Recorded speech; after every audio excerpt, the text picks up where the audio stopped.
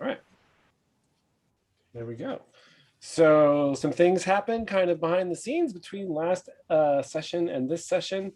I think in game time, what was it, 3 weeks have gone by, which we can imagine our characters spent doing various things. But among the things that were done were that Emek Steelgaze and Noble Bowden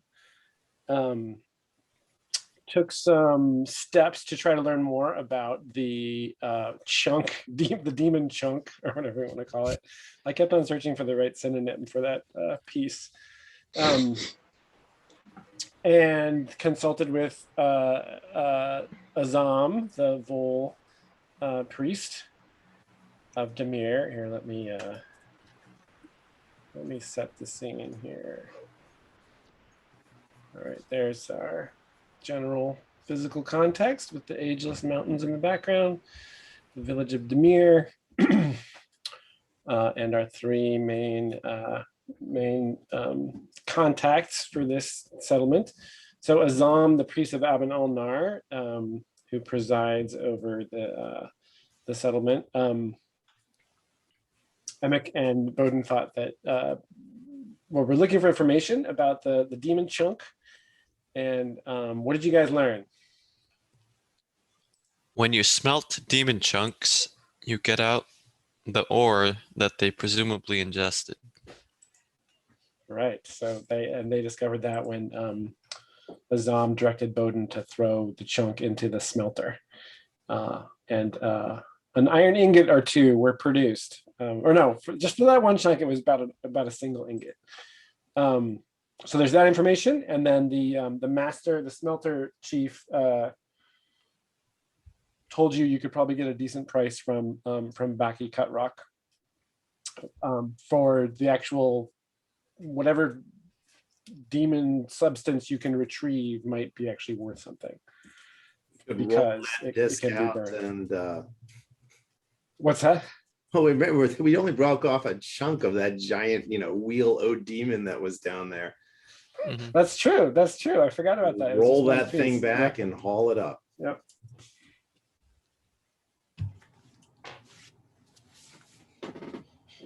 Okay, so was there any other in-between stuff that we needed to cover, or anything people needed to be reminded of or caught up on? Questions? I had a few, but other people do too. So let me get my notes up. Jason, I threw something in the Mission 6 Discord on my ambitions.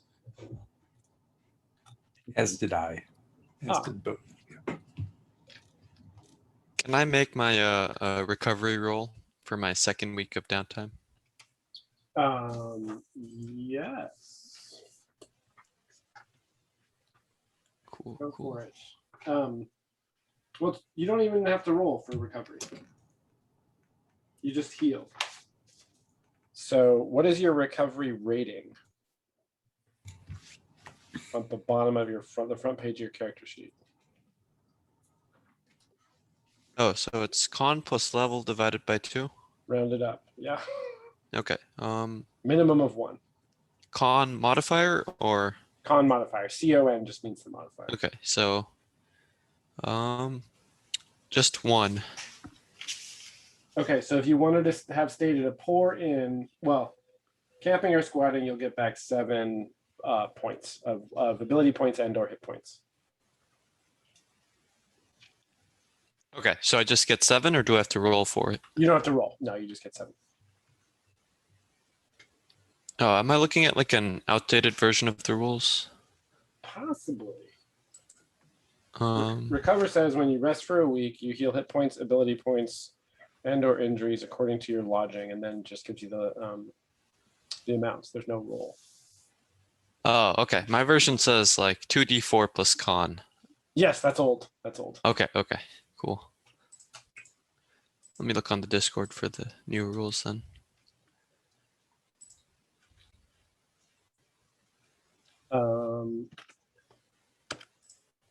Can't I? And I can assign these how I want, like these 7 points of healing? Yes, correct. Okay. However you want to split those Cool. up. Sorry, now I gotta trying to access the Discord here. do.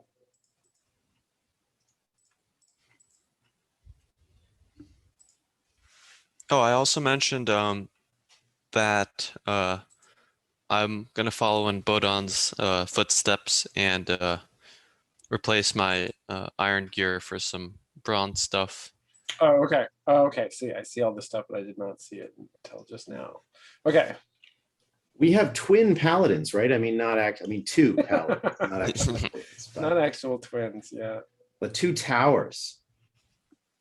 All right. Well, let's deal with this stuff in the Discord verbally. It's hard for me to like read it and try to process it. So I'm just gonna work through here. So Alexi says that he wants to convey the last message of the dead miner that you spoke with to oh right, the ghost. There was a ghost. Right, because we were able Yep. to. I'm muted.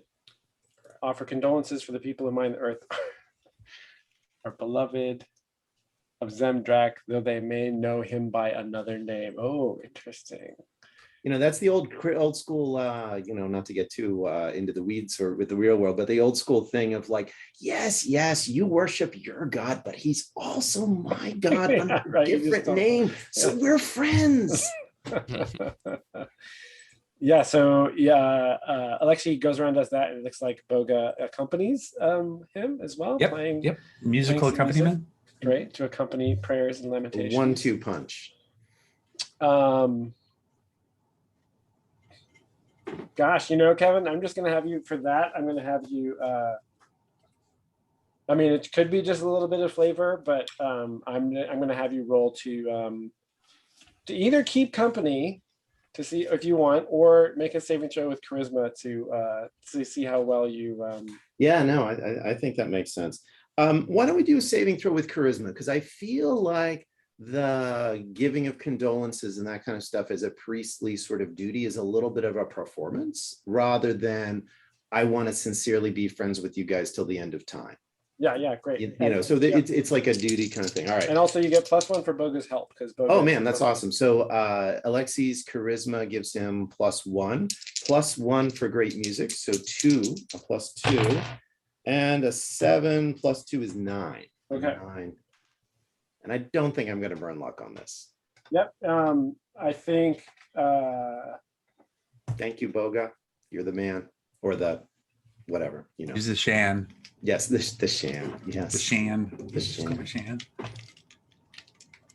I think you offered some comfort, but I think the combination of like strangers from coming out of town, the news of the effect you actually interacted with their deceased loved one is all, it's all like a lot for them to take in. So there may be some sort of lasting positive kind of resonance from this, but in the event, in the day, and you may be used to this going around and comforting people in these times, but it's a hard day for this. It's a hard day for them. Yeah, absolutely. But at least we've offered some level of comfort for them, and they can process and remember that over time. And I think what Boga was perhaps getting at is we recognize the town and the miners have a real morale problem about going back down in the hole, and we're hoping to offer.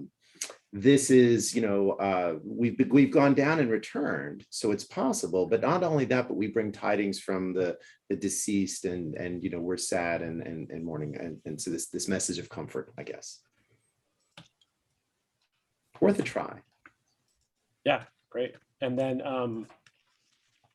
let's say following on that, we'll have, I'm just going to jump down to Boga playing around the town square and encouraging If the we have population towns. to keep hope up, right? On the heels of that. Yep. And in terms of like trying to earn up a bit of reputation, let's make a roll for that as well. So you can.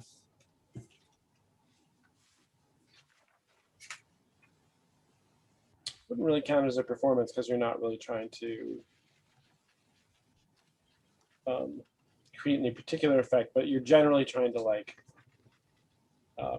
both lend them aid and sort of make yourself known to them. So Right. let's make that a saving throw of charisma as well. Okay. All right. So it's 8.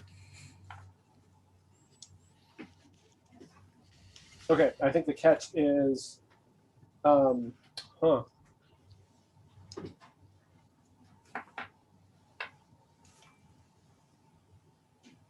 I think the catch is that it's a mixed bag. I think Backy has really mixed. You can tell that he has like a mixed reaction to what you're doing. Like, on the one hand, he appreciates the free entertainment. On the other hand, he kind of feels like you're drawing too much attention, like you're getting too much attention in a way, right? So that kind of bothers him. You can tell that he's a little on the, he's a little mixed up about that. And similar thing with the crowd, like some people, are return customers to your performances. Like the third time you show up at the well area, some people are there waiting because they knew you were going to perform at whatever time of day you said you were going to. And then when you show up, like, 6 or 7 people get up and leave. Right. Yeah. So you've got your fans, but you've not won over the whole. Yeah, maybe he's pushing it a little too far, and it comes off as a little insincere. Yeah, or maybe just alienating a little. Yeah, bit, yeah, right? Like, sounds good. Yeah, like some of these people are a little more closed-minded, perhaps, not Yeah. well open to this traveling band. Ibanaquin bard. Kevin and Bowden are consecrating some holy water. Bowden, did you pay the money for your special? Yeah, Oh. so I was looking and I was wanting to maybe grab 12 of those clay pots or vials or whatever. Yeah. And plus the leather pouch. So yeah, I dropped 10 for that. Okay, great. I can also help with consecrating holy water if needed. You got another like. We so got you like guys can 3. start You know, spew out a machine of like assembly line of holy exactly, water, production. each line. with their own like deity, all slightly different flavors. Oh yeah, like those old ghosts in the old Scooby-Doo thing, a chocolate one, a vanilla one, and a strawberry one. So 12 of those things. One trying to picture 1, 2, 3, 4. That's like practically a whole belt or like bandolier. Bandolier, yeah. I don't know what way you Yeah. would do that. Do you think maybe the pouch is not large enough for all those, or? No. Yeah, Oh. the person can make the custom thing for you for sure. But like, when I'm just picturing how much space it takes up, just so we have a picture of it, it would be like around. If it was a belt, it would be your entire waist, I think, all the way around. Sure. Yeah. And if it was a bandolier, I think you might. I mean, you're a big paladin, right? Yeah. A big owl creature, large hands. They're strapped around your hands. Yeah. Yeah. One from each talon. What's your constitution and strength? My constitution is 10. My strength is 13. Okay. Yeah, I think it's just your call whether you want to put them from shoulder to waist or around your waist or some other way that you can imagine. I can throw them around my waist. Okay. Great. Now, these are special custom clay vials that Bowden commissioned from a local ceramicist here in town, or potter maybe is the more accurate term. If you guys, Alexi and Emek, wanted to do that as well, you could pay the silver for some of your own, or if you could have some other vessel in which to transport this stuff. Yeah, I mean, it seems like a great solution. I don't think Alexi's going to get that number, though. Maybe, what was it, one silver for 3? Yeah. I also got what I hoped was more than I needed, so in order to pass around if need be. Yeah, because I think Alexi probably 6 would be the maximum he could muster. I was thinking that Buma, because of the owlness of them, didn't have like a big backpack, but rather would carry like lots of smallish bags hither and that, Yeah, great. So yeah, you guys can pay the money to get some of those vials. Maybe I'll get 3 of those vials. Okay. It's just one. Kind of running out of silver, but It is the problem. Are we holy water, is that like a thing we can just kind of lay hands on, or not lay hands, technically lay hands, but like, is that a thing that one could produce? Is it a role, or is it just like a good that I think that you're all people of faith. It makes sense that you might have the capacity to do this. If you argue that you can, then I'm willing to buy that, right? That you've been however you become anointed within your religion to have that capacity. Whether what effect it has will depend on the thing that you apply it to, right? So yeah, we'll see how that goes. And in fact, if for instance, let's pretend that like in classic D&D mode, let's say you were confronting a skeleton and you threw a flask of holy water at it and it broke on it. At that point, I might have you make a roll to see if it actually worked or not, right? So you don't actually Gotcha. know until you use it. right? Because none of us have fought these things before, so this is all terra incognita. No, and my thought was that we kind of figured out that they were weak to water, but Bodon would be like, I'm gonna pray to make them holy as well. Oh yeah, they're demons, right? So Mhm. you know, some kind of purification thing. Totally makes sense.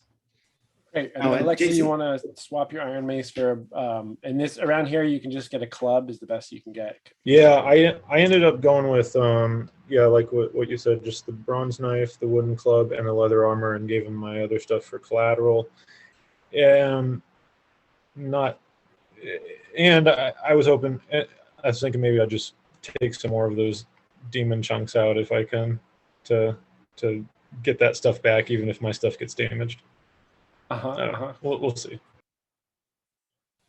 Yeah, so that makes sense. Jason, I need to do recovery, I think, because I was on mission number 5 and ended up with my lumbago being active, but I'm trying to get the whole timeline straight. So the timeline is that you just finished mission number 5 before this mission starts. Wow, okay.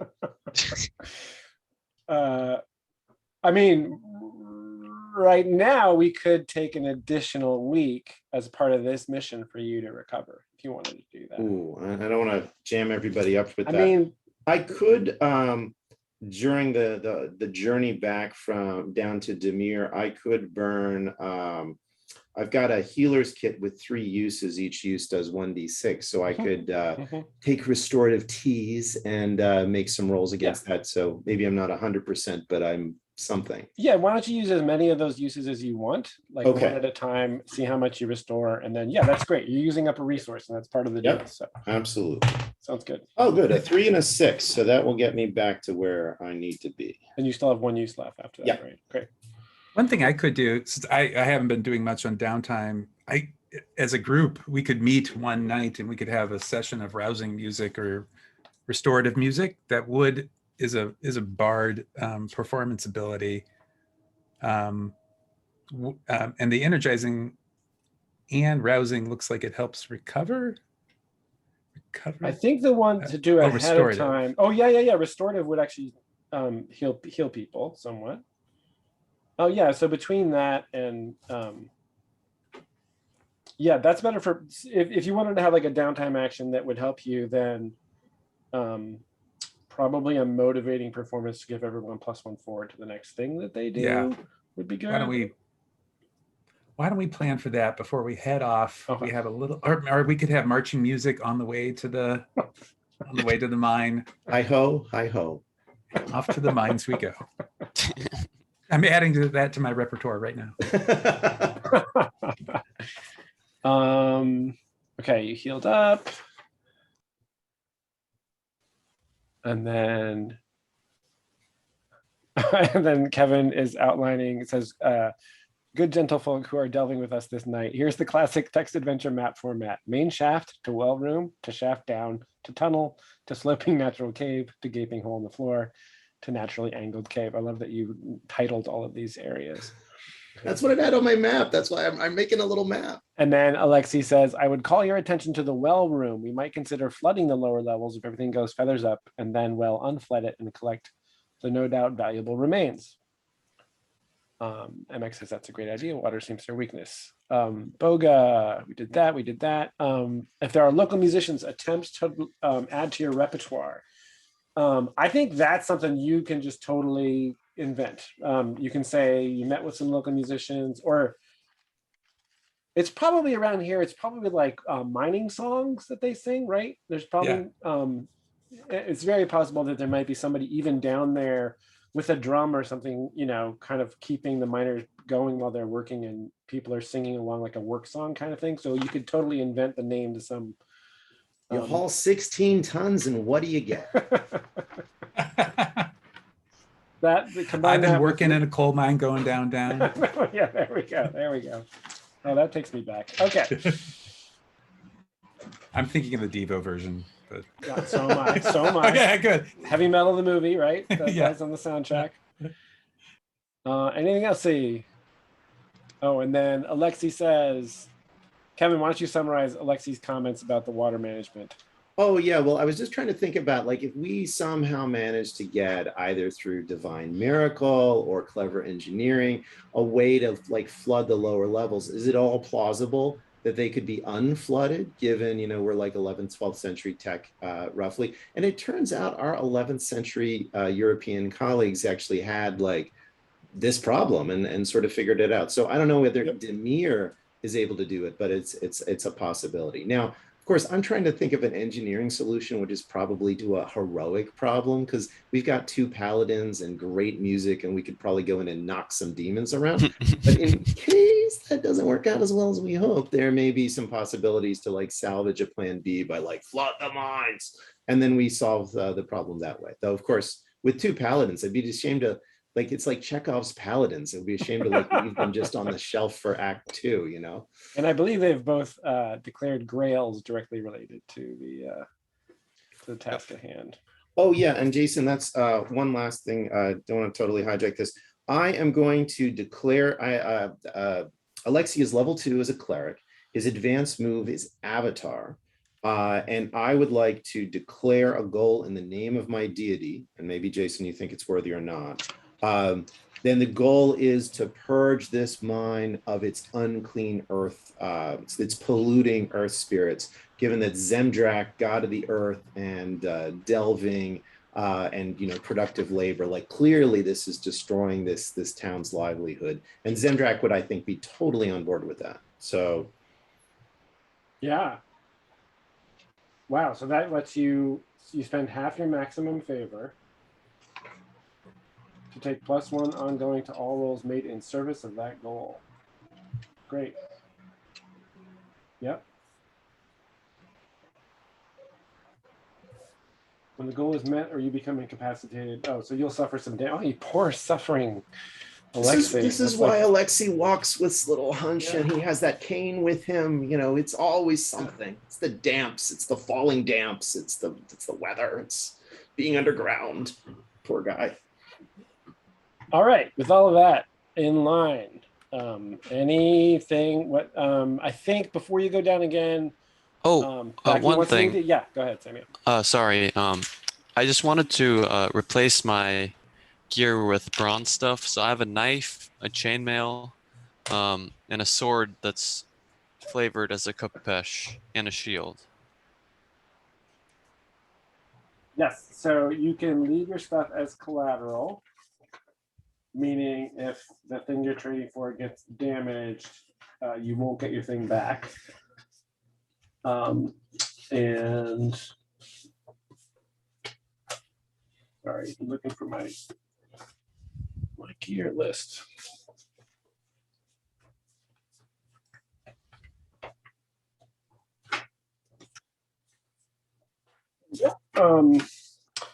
Yeah, so there's no metal armor in this town. You could, if you wanted to, during your downtime, you could have gone back to Munhadir, and you could have worked out a deal where you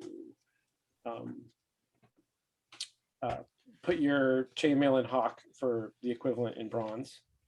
Yeah, sure. If you want to do I'll that. Was that the same deal I offered you, Jason? I just want to make sure I'm being consistent on that. Yeah, you offered that. It Okay. costs 2 rations, you said? Oh yeah, for the trip. So Emic would have to spend two rations to make that trip to Mountaineer. If you have Okay. the rations to spend. I'll mark those And- off. And then the knife, you can get a bronze knife. And so the trade-off with bronze versus steel is that, you know, that's in the fiction, it's a little weaker. So if there's an opportunity or it makes sense for that knife to break or become chipped or whatever, then I might take advantage of that. So it was the armor, and the sword. I mean, the closest you can get, it's not made out of. So again, in Muad'Dir, you could get a bronze sword if you wanted to go that route. All right, sure. Okay. I'm already making the trip. Right. And Jason, I remind me, because I haven't been following it as closely.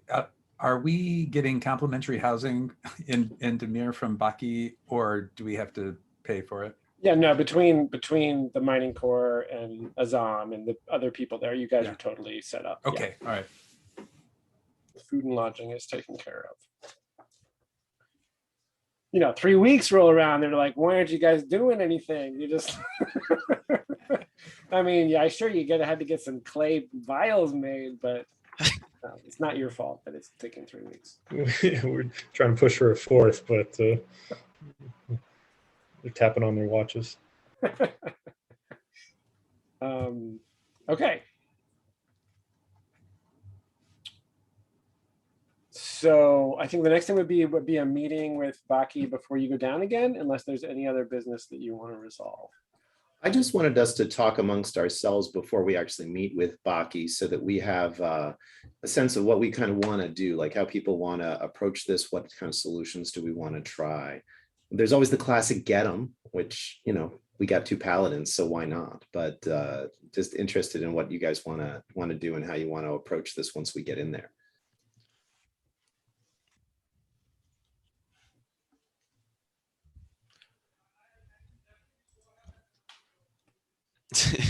I really don't have a strong feeling. I mean, I'm not equipped like the paladins are to for a stand-up fight, but I feel like I'm interested in seeing what the paladins do, and you, Alexi, to bring back some marvelous tales of awesome action. So I'm kind of probably want to see more action than something less cool. Like the bigger the story, the better for my repertoire.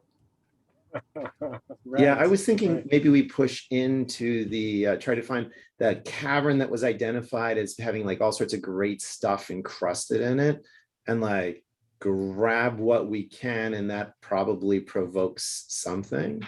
And then if we have to like get the heck out of the Underdark and back out, we can try to figure out a way to, you know, engineering wise flood it if it turns out that force of arms and righteousness is insufficient, which it should never be, right? But Jason's marked out, our gracious judge has marked out that he won't always fence us off from TPK situations. So, you know, if we have to beat feet, I think it's good to be mindful of that. But 2 paladins, I mean, my God, you know, I want to see you guys rock and roll. From a safe distance, of course. I mean, you know, 2 hit points. No, I like the well plan or the flooding. That's definitely a good insurance policy.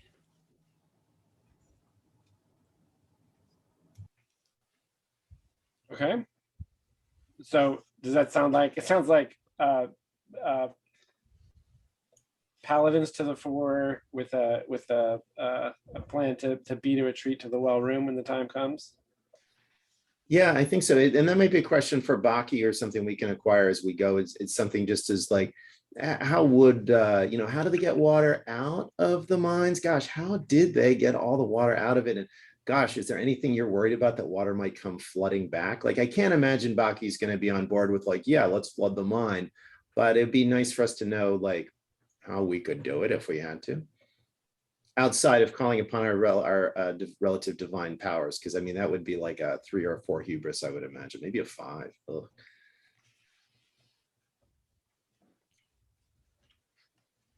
But yeah, I'm ready to roll. Okay, and that is a question you can ask directly of Baki. Okay. So back in his office in the sort of upper compound of the settlement, It's the morning of a, Patrick, would you roll 2d6 to see what the weather's like? 8. Yeah, so misty morning, that you can't see the mountains in the distance. It's cool. The miners who are still working, you know, there's still like, there's like a quarter of the workforce is still braving the depths just because they're getting paid for it, and they feel like it's still safe. The other factor that has arisen is that most of these upper tunnels have been pretty well scoured, so there is a real need to get into that deeper area that you guys have discovered. And as was mentioned, when they first opened it up, they could smell the iron, right? Like, so they know that down there is good stuff to be had.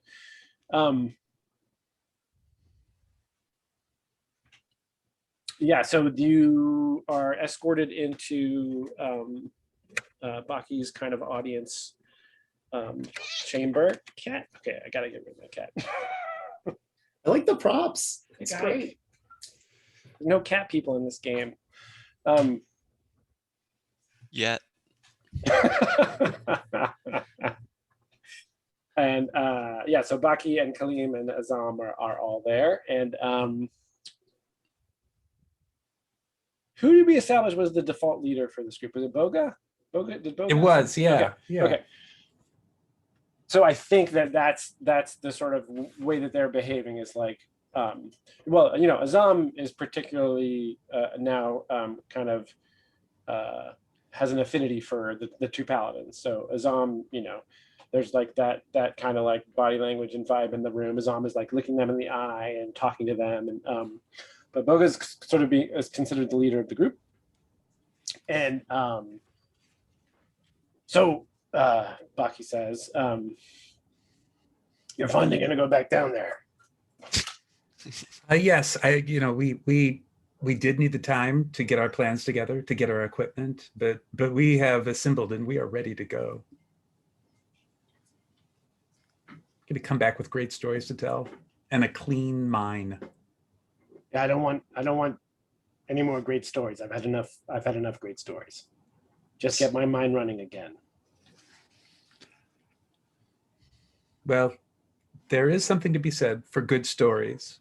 Good stories will encourage your workers to get back to the mines and work. But we will clean that mine out. These two fine paladins in front, Alexi and I, supporting them all the way. We're ready to go.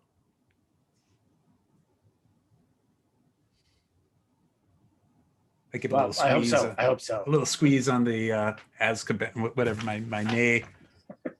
nay on Bond.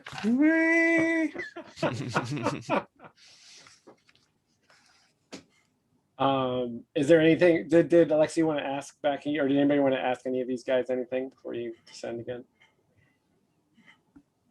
Yeah, Alexi's, in sort of Columbo mode. Gosh, amazing stuff you're doing with these mines. So impressive. I wonder, how do you get we passed like a well shaft room on the way down. How do you get the water out? Was any part of this flooded before? How do you get the water out if it like rains or water gets into the mine? That's Kaleem's department. So he says, he tells you that it just generally if they encounter standing water, they'll work their way around it and find some way to open up a channel into a lower tunnel so it'll just drain out. They do have means to extract small quantities. So if there's like small little pockets, they have like a series of reed tubes that they can use to draw water, to like get a, whatever you call that, where you suck on one end and the water starts coming. It's a siphon? Is that a siphon? Siphon, yeah. Yeah, so they have like a siphon system for some of that. And but Kaleem has been a part of other operations where they've had to construct stuff to do it, but it can be done. It just takes time. Gotcha. And were there any problems with this particular mine that they had to worry about water, or not so much? Little things here and there, and he notes that as you guys had descended last time, there were some spots where you noticed walls had been patched up with masonry, in places, and though in some cases that marked places where water needed to be drained out or had been coming in and had to be blocked off. So there's been a little bit of water management happening down in the mine. The well itself, is at the water table. The water sits at that level, and then there's this. So they dug a shaft to create the well, and then if you recall, there's the surface where everybody gathers around that well up top, and then underground there's a room where it's actually open into the well. Mhm. There's like a little half wall around it. So from that room you can look up to the well towards the sky, and then you can look down to the water. And there's a series of pulleys and buckets that bring the water up to the surface or to this level, which is where the miners get their refreshment. And below that, you pass a room where the walls were built up around that water, so that you were actually below the water table level, and that all the mine down there the water had been removed from it, but the water was still in the well shaft. Gotcha. And you could, in retrospect, you realize there was condensation on that stone wall down there. So on like third level down, there is a room with like essentially a circular structure going from floor to ceiling that's wet with condensation. That is on the other side of that wall is the water. Like if we smashed at that, we might think that we might get water out. Yeah, it would drain basically as much water, the distance. Yeah, it would drain the between those well two down to levels. the. Yeah. Yep. Okay, cool. Great. Thank you so much. Thank you guys for your indulgence in my medieval water engineering fantasy. Yeah. So while Kaleem is explaining that all to you, Baki pulls Boga aside, right? Like, so Azam's got Bowden and Emek occupied. Azam is very like excited about what this means, right? Like this thing that you guys brought back and what you did with it, like the fact that it can be turned into iron, the fact that it came out of the earth. For him, it has all these significance in terms of his belief system. So Baki pulls Boga aside, sort of out of earshot of everybody else. He has off of this conference room, there's a door that opens up onto like a small little porch. There's like a potted plant there and whatnot. And he says, so I understand these things, the demons, they eat the raw ore. Am I understanding you right? That's what Azam tells me. That's what we believe. And they when you were down there, how did they how could you tell that that's what they were doing? Well, we only found the remains, and there's nothing left down there of the ore, if I'm remembering correctly. There's nothing. There's no ore that we've seen, and so our presumption is that they've been ingesting it. So they eat it, and when you throw them in the smelter, out comes the ore. Out comes the ore. Listen, if we could somehow, I don't know, capture and put one of these things to use for our benefit, I think it might be good for us, for you and me, for Demir. You want to bring one of those creatures out? Well, don't you see what I mean, if it can eat, I mean, you don't have to, it's been down there for who knows how long. How many of these have been down there? If it can do that on its own, and then all we have to do is kill it to get the ore out. I mean, I think that's a different mission. That's not what we've signed up for, capturing. Now, look, if we could capture something safely, what would that mean in terms of compensation for our group? Is there a bonus involved? A sizable bonus? Oh yes, definitely. Well, look, for that chunk that you brought back, that we got a solid ingot out of that. I'll pay you 3 silver pieces for the equivalent mass of whatever else you come down there. So if that thing was 10 times that size, you bring back the whole thing. I imagine they're pretty heavy. You know, But you want it alive. right. If you can manage that, and we can figure out some way to keep it alive while we get the ore out of it. I don't know. I'll pay you Yeah. double. I'll pay you bring back one alive. I'll pay you 60 silver for it. Okay. All right. You know what? We'll see what happens when we're down there. No guarantees. I'm telling you, it could change the whole mining scene. around here. It's big for mining. Big It'd tech. be big for me. It'd be big for me. I hear you, Baki. Because Look. you're Ibn too, right? Am I right? Yeah. Oh, yeah. So there's Yeah. a little bit. He's definitely Yeah. doing a little bit of like a Yeah, you and and me, we I- understand each other. And I'm neutral. I'm not in this for, I'm in it for me really more than anything else. And if we could safely do it, I don't want to get hurt and I don't want the town to get hurt. I have a responsibility for us and the group and the town, but I'm open for more dough if we can safely do it. I don't want to die over this. I know Alexi's only got 2 hit points. Oh, doesn't- what? Alexi is hurt. What So- happened to you, man? All right, so he makes that desire known to you. Okay. I'll let the team know. I'm not gonna. I fill them in. Well, it is translator Alexi, but I don't think it speaks with rock Alexi. You can't talk the thing into it. But I love the idea of a Wayland Yutani kind of strategy of why exterminate the xenomorph when we could bring it back and put it to work. And it could revolutionize the mining industry. I just don't have the slightest idea how we would communicate, train, and or motivate these guys. But it'd be cool to keep our eyes open if we see something. Get a pet rock demon walking around. But I mean, they would consume the iron just to get like killed and destroyed. So it's like we can't really convince them just to Ooh, you know what might be go a good along with idea? it. Right. I just had a I thought. don't know they're sentient. You know how Could be like in the cows. movies, Yeah. like you have a velociraptor, you wave some meat in front of it, you can pacify it for a little bit of time. You think iron could do the same thing for these demon things? Ooh. Or at least be a distraction. Like if we're cornered, we can lob a piece of iron. Yeah, try to bring some down with you. We all have Good that idea. iron equipment. It But would be risky though, but because it might also attract them to us. So Yeah. I'm not sure. That's the motivation between you guys getting rid of your armor, right? right. Yeah.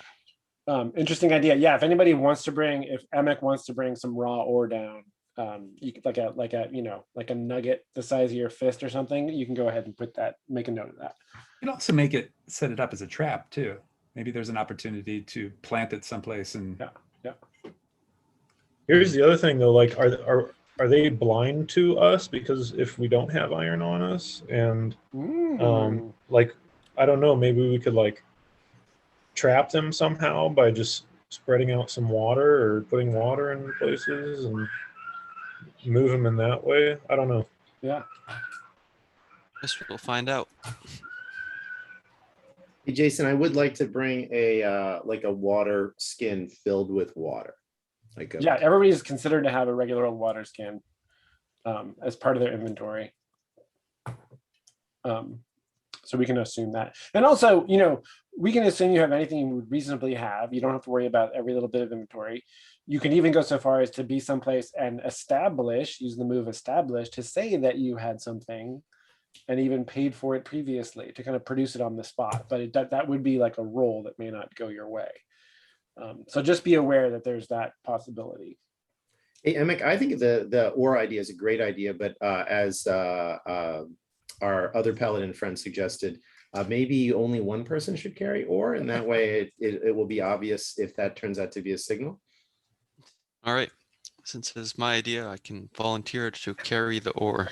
It's a good idea, though. I think having ways to manipulate, move them, or distract them is a great thing to have in our toolkit. So I love it. Yeah, so I'll take a chunk of raw iron ore down there with me. Okay. All right. There's also the water down there. If we got some like buckets or something, we could utilize that water down there. You mean the water that you found the thing in that one tunnel? Yeah. Yeah, there is a. They're right. There's a pool of water there. Yep. So if you want to bring a bucket, that'll be one weight. Alexi can carry a bucket for sure. I can carry a book. Write that down. And then Is before you descend, just for your own, make sure that you're just be aware of how much stuff you're carrying and where it is, right? Like I got my bag with X, Y, and Z in it. Doesn't have to be super specific, but you want a general idea of what's in your left hand, what's in your right hand. How are you gonna physically manage this? Also keeping in mind that in close quarters, it's hard to swing a sword, right? Like the actual physical environment where you fight these things in, if you end up fighting them, is going to matter. Jason, does that leather pouch with the 12 clay vials weigh anything?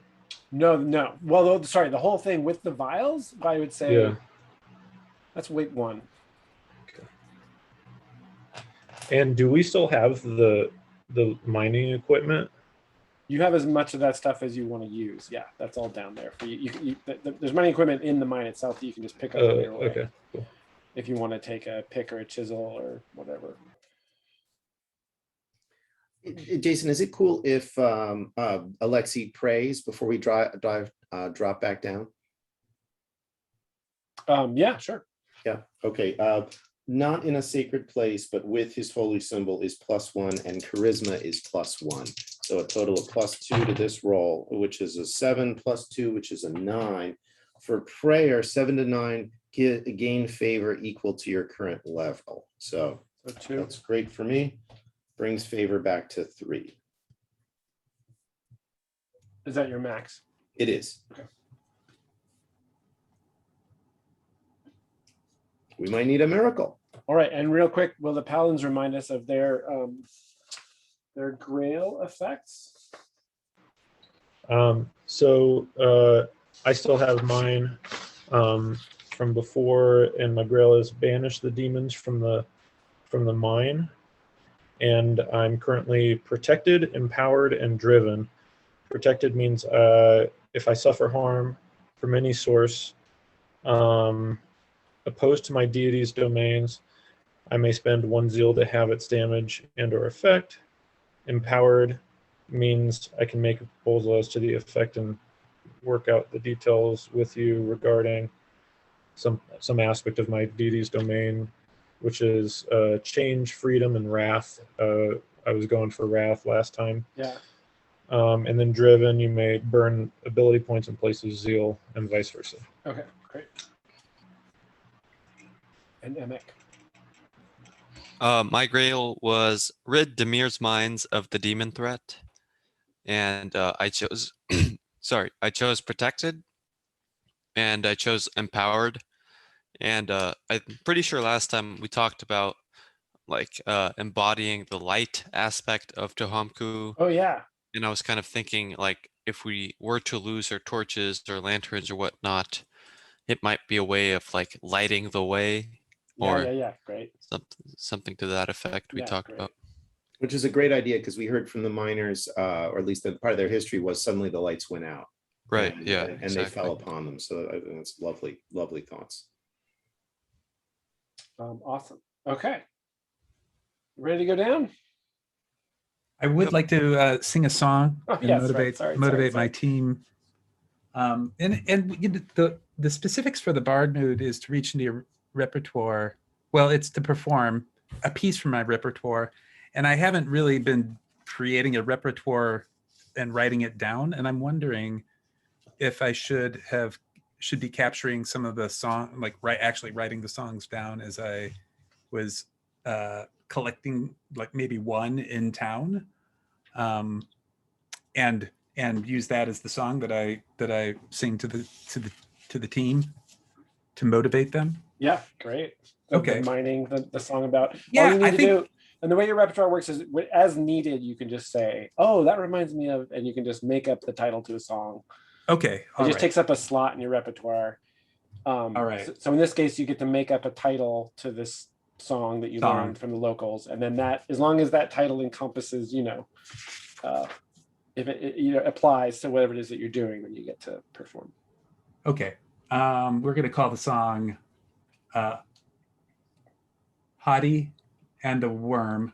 And it's a song about a giant worm that the people Hottie was actually the legendary folk hero who in Demir found the initial cave that became the mines, but to establish the mines, he had to fight the worm, and he overcame the worm. Oh, great. And they established the mines. I love and it. That's such an inspiring song. That's awesome. So there is a role though, right? For perform. Yes, there is. Yeah. Okay. You are playing for the whole crew. So that is 2 art. It costs you 2 art. Okay. That is all my art. So it is a 11 altogether. Dude, okay. Yeah.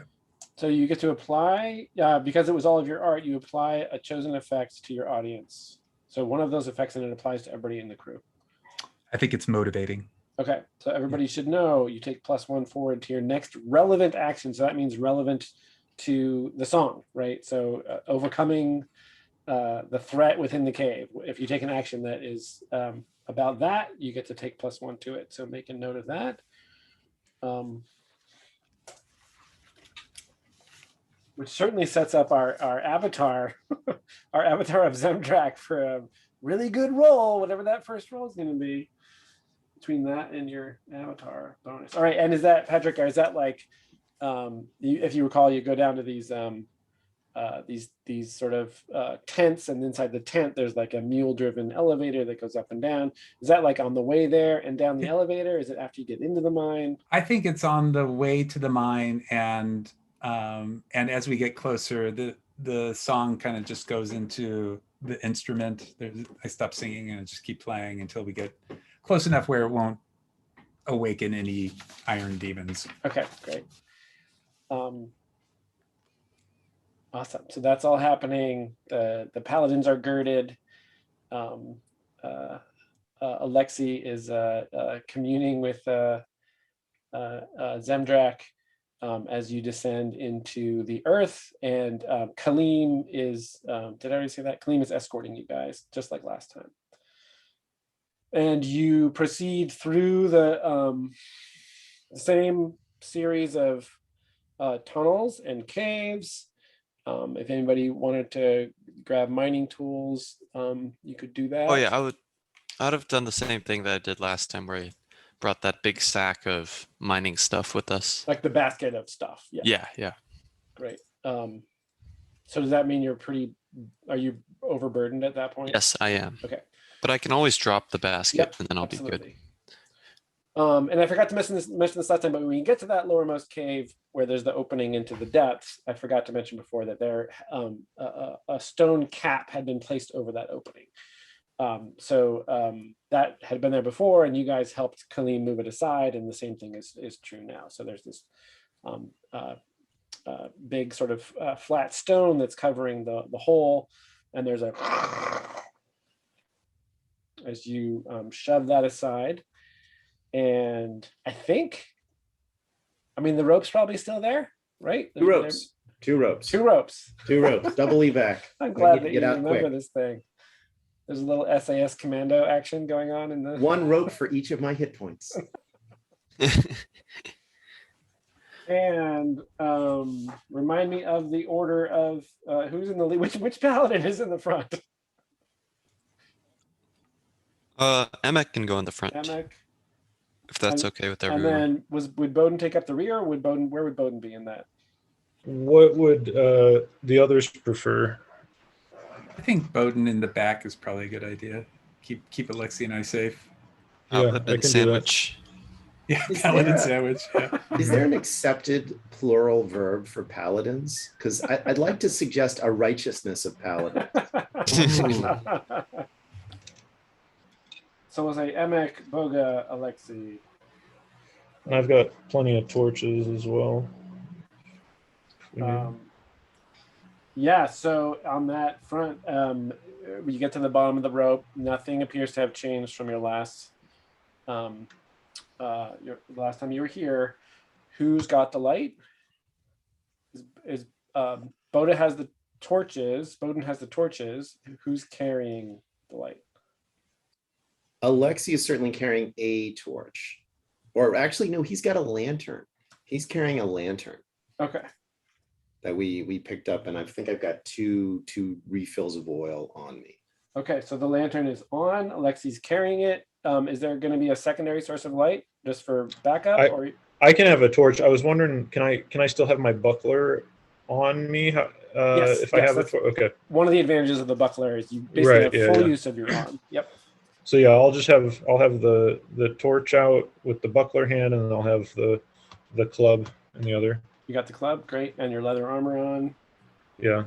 Last- Is the club something I can hang from my belt though if I want to toss some vials?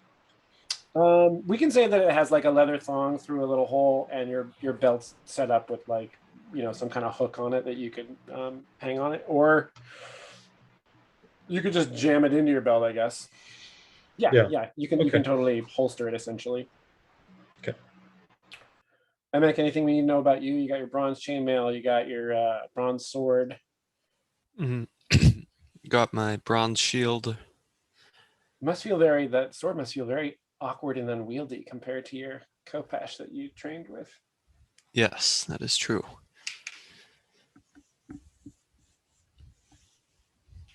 And Emek is Emek Ibn Akhwan or human? Yeah, he is Ibn Akhwan. Okay.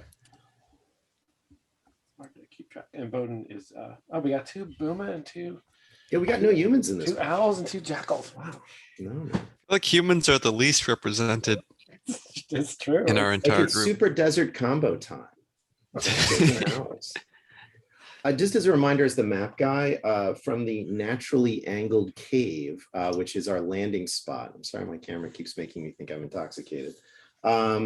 We had two options. We chose last time to go forward, and forward gave us an option to go right into that little offshoot tunnel that had the water in it, and then also straight ahead one further in where the cave continued, and that's where we found the remains of the miners, and we kind of stopped and did the seance-y kind of thing there. But there was an opportunity from the naturally angled cave, and Jason, obviously you know the geography better than we do, but in my little mapping, there was an option to go backwards from that we never took. So just so folks know, we've got forward where we know a couple locations ahead, and backwards where we don't know. And I think we presumed that forward was going to take us to this cave of magical stuff on the ceiling. And that's kind of why we were pushing in that direction. Yeah, so Boga, you're the leader here. You get to make that call. I think we should head towards the where we think the cave with the magical stuff is. Okay, the same place you Yeah. went before, same direction you went before. Yeah. Okay. All right. So you make your way that way with Emek in the lead, and from your perspective, Emek, it's like your shadow is thrown out in front of you on the cave, right?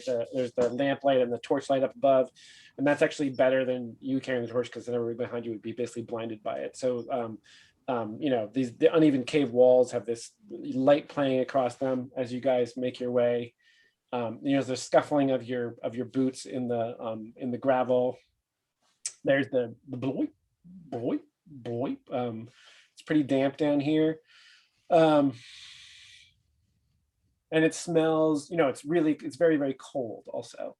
So it's super cold. You're definitely, that descent through the elevator and then going down all these levels just got progressively colder and colder. And now you can, sense I think particularly Alexi can sense the weight of the earth, right? Like just pressing all around you. Maybe for Alexi, that's like Comforting. the comforting thing, but maybe but maybe for Noble Bowden, it may be a little unsettling. Yeah. How does Bowden feel about this confined space, given that he's an owl person? I think he actually thrives in things that are not boomies, normal to most boomies. Okay, great. And how does Boga feel being down in this space? I think Boga's a bit nervous about being back here. It's but interested in what's ahead. not overcome by being in a closed dark space, but just, a little apprehensive. Okay. Happy to have big guys in the front and the back. And Emek, how about Emek in the lead there? How's he Oh doing? man, Emek is like full on, chest out, marching forwards bravely, like eyes glowing with divine fervor. He's excited.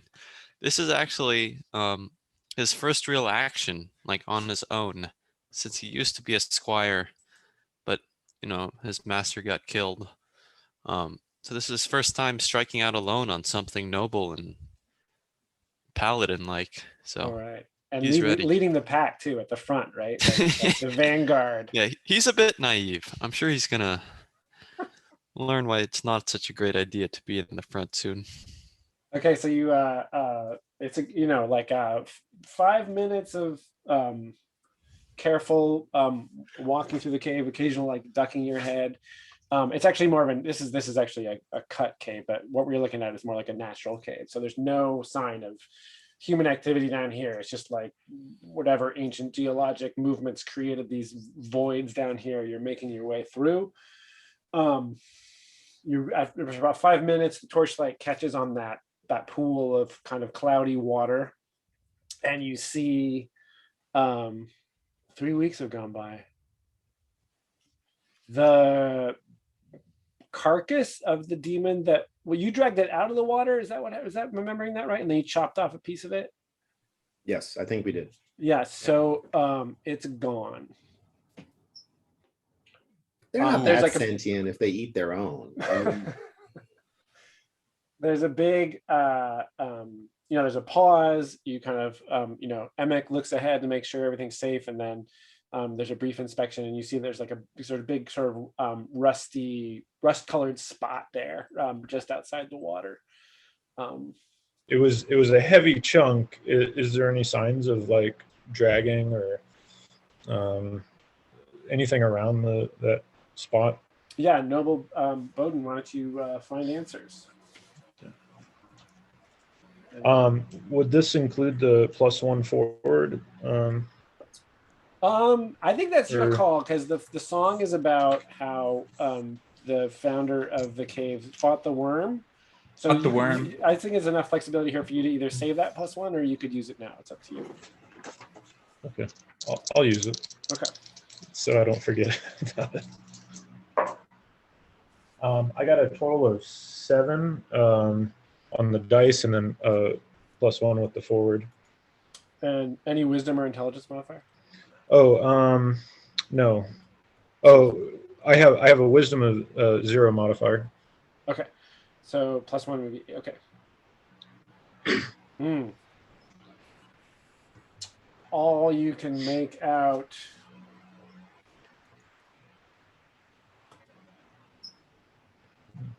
I think that this rusty spot has really uneven. It's not just like a roughly circular thing in the shape of the creature. It seems kind of broken and uneven. And there's some rocks up that way that have like a smear of rusty stuff on it, and some rocks back behind you that do. So there seems to be indication that it or pieces of it could have been moved in either direction. No clear sign beyond that.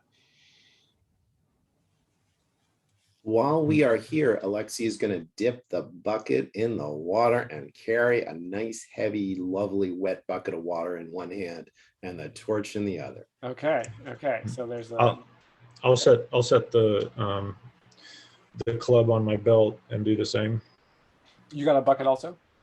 Yes. Okay, great. So you guys each pick up get a bucket of water. The bucket brigade is in force. So there's the slosh of that, and that's you can lug this bucket and you're going to drop it when you need to, but it would be like one weight and awkward on its own. You don't have to make a note of that, but we're just keeping in mind that you are carrying those buckets. All right. The bucket before you mentioned was one weight. You're saying the water would be an additional weight and awkward? Yes. Well, actually, no. I think combined with the weight of the bucket, no. All told, it would be one weight. That's fine. Maybe now it gets the awkward tag. Yeah, though. it's just more Right, awkward yeah. because yeah, exactly. You're lugging it in one hand. You're having to hold it a little bit out from your body and whatnot. These are wooden buckets bound with iron. Okay. Anything else here before you want to move on? All right. Creeping forward. You get to the place where the tunnel widens, and there are the kind of scattered remains of what you assume were the one of the groups of miners. And oh yeah, God, it was here that you met the ghost, which like watched you leave, right? Okay, so there's a pause there, and the light sort of plays across that room, and there's quiet, and everybody kind of takes in that. Up ahead, there's an opening that bends around to the right and into darkness. Is there anything you wanted to do here before you proceed? I'll say a small prayer just for the souls of the brave miners, and that we're grateful for their sacrifice. And I will also say, in case any spirits are listening, that we conveyed her last message to her family, who was grateful and they love her. Even if they weren't, I'm saying that. Did I tell you her name before? You did not.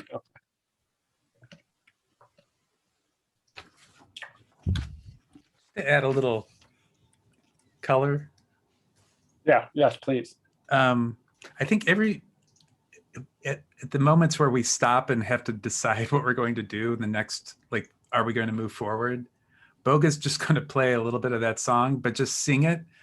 And not knowing the words to this song, Huddy and the Worm, I think he's going to end up, it'll always be a little bit of a pun on the situation pulled from the song that makes it's a little kind of funny. I think he's trying to be funny, but it might be a little unsettling for some folks. Like trying to lighten the mood a little bit. Trying to lighten the mood, Yeah, right? yeah. Yeah. Does he do it in this room where people died? Yeah, I think he does. Yeah, Okay. Totally inappropriate. Yeah. I think now we know I didn't go so well with the families. Right. He's making puns while you're singing Yeah. prayers, funereal prayers. Alexi, you know that the spirit's name was Haniya. Can you spell, please? Haniyya. Great, thank you. We say a prayer to her memory. So Emic in the lead, you guys round the next corner, and from the light of the lamp, it looks like there are several broad kind of shelf-like steps down. So the tunnel, the stone is kind of broken and descends maybe a total of 8 feet below the level that you've been walking at. And as it does that, it also opens up up above you, so that the torch and lamplight is sort of going off into space. So you appear to be on the verge of entering a large underground area. Do I see shiny things? From here, the stories told you about shiny things on the ceiling of the cavern. And from Okay. here, you can't. There's enough obstruction of the ceiling right now where you have to go down and get sort of further into that space to let the light reach up. I feel as though we are drawing close. I tell my teammates. And Jason, can you remind us, have the miners been in this room? Like, is this a room that's familiar to the miners, or is this a new space that they hadn't been in? According to Uwais, the one who survived, this is where his group met their end. This tunnel where they saw glittering things on the ceiling, and then everything went black and there were screams. Right. Okay. And so I guess I'm trying to understand if the glittering things on the ceiling were a surprise that they saw them in the cave that they've been in before, or were they this is a new cave that they've Oh, sorry. For them, it was their very first time in this cave. got it. Okay. All right. And does our light shine up so that we can actually see the ceiling, or does it dissipate before it gets to the ceiling? You'll have to go deeper in. We have to go deeper. Right now, there's enough. The tunnel that you're in kind of prevents the light from getting for. So you have to kind of enter down into you're at the mouth of the cavern, let's say, and you can't. Okay. It wouldn't. The bottom of those steps would be probably enough to shine light more into the cave. I whisper over to Emek. I think this is your time to move out, scout out a little bit. So also because we have the iron on our buckets, I don't know that Bodon wants to be carrying it once we go in there until it's absolutely necessary, because I kind of, if that's like how they I don't know if that's who they would pick to go for, but probably right. I will say that you could have the option of having totally wooden buckets if you want. Like if Bodin had thought about that ahead of time, as he obviously has because of the armor and stuff. Like if you wanted to have a bucket that didn't have iron bands on it, you could totally have that instead if you choose. I would be very happy with that. Okay, great. So you both have just wooden buckets. Got it. Okay. I still have that chunk of iron on me. Yeah. Well, I guess I'm the bait. Here we go. And Naive Emek, Emek. Emek, you could throw it out and see what happens. Ooh, that's a good idea. Well, here's the other thought. I could go kind of close with you. I could be up there with you, and I was also thinking I could get rid of the water on my bucket and put it behind us, and maybe that would act as like a barrier to protect you guys from anything coming from behind. Maybe. I don't know, Alexei. I think this is a good idea, don't you? Those two go ahead. Oh yeah, no, absolutely. Let's send all the tough guys in one direction, and we'll just cower in the back. Well, you'll have the water to protect. Well, yeah, we'll have the water to You guys protect have a this. bucket.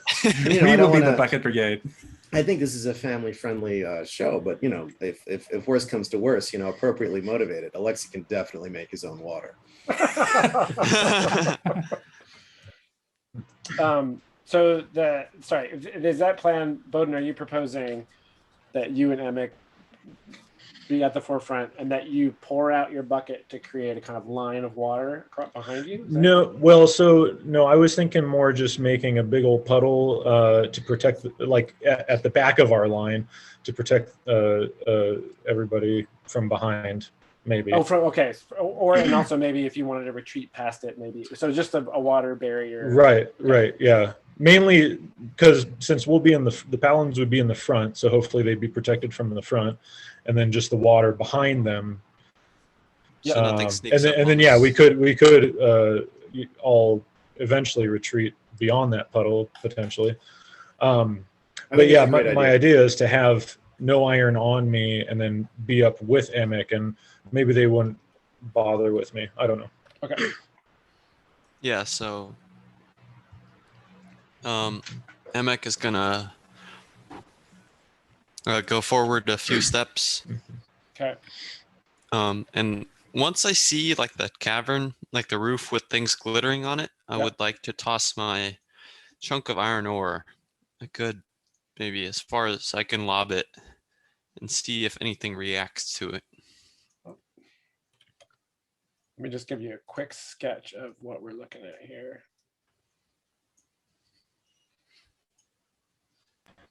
At this point, I'm also going to have at least one of my clay vials in my hand. Okay. Jason, what is this that you're using to draw this lovely thing on? digital This is fabric? just the Zoom interface. I did the graph paper is just like a PDF that I have pulled up. The same thing I've been showing you the drawings on. Oh, right. Gotcha. And then see if I scroll. Yeah, this just stays on the Zoom screen. Miro is apparently integrated with Zoom now, and I need to figure that out because I like using Miro, but right now we're just kludging it. Okay, so Alexei and Boga are here at the top of the steps. This is the point where the ceiling gives way enough to see deeper into the cavern. So Emek is going to basically have to come down here to sort of with the torch, not the lamp, not the lantern. The torch is much brighter. From here with the torch will illuminate a lot of that space. Okay. I've got my torch as well. And you got your torch. So both of you guys are going down there. And is this where the water is? Yes. Okay. So pouring out that bucket, on the cave floor there, it's basically just wet. Right? It's like a bucket's worth of water. And it's wet. Like the rest of it around there, it's not super damp down here. So if you pour out Alexi's bucket also, you might get an inch of water pooled up in the kind of deeper parts there. So it might be, if it does act as a barrier, it might be more effective if Alexi also dumped his bucket. Sorry, Kevin, you're muted.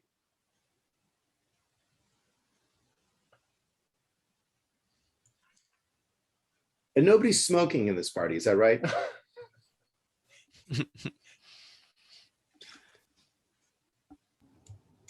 So did Alexi want to dump out his bucket too, or no? Oh, heck No. no, heck no, No, no, okay. no. We're keeping our powder dry, by which I mean we're Okay. keeping our bucket wet. Okay. Bowden's got a vial in one hand and the torch. So club is at the belt. Yeah, I've got the buckler with the torch, and then the club's at the belt with Okay. vials in my hand. And you and Emek are descending the steps to go down into this cave. And as a reminder, presumably both Noble Bowden and Alexi, being Buma, are going to have reasonably good eyesight in dim situations. I don't know about our Ibn Aquin friends, maybe also I mean, jackals at night. we could establish that. That actually hasn't been established. It hasn't come up in play yet. So it's certainly possible. I think we did on the Buma. Yes, for sure. No, absolutely. But not so much on Not our Ibn Ibn Aquin, Aquin but it colleagues. makes sense. Okay, so Emek and Bowden are down there, torches out. You guys get to the bottom of the steps, holding it. So you have to kind of hold it out in front of you a little bit and then peer around the point where the ceiling kind of rises again. Holding the torch out and into this vast darkness. The floor of this cavern is uneven.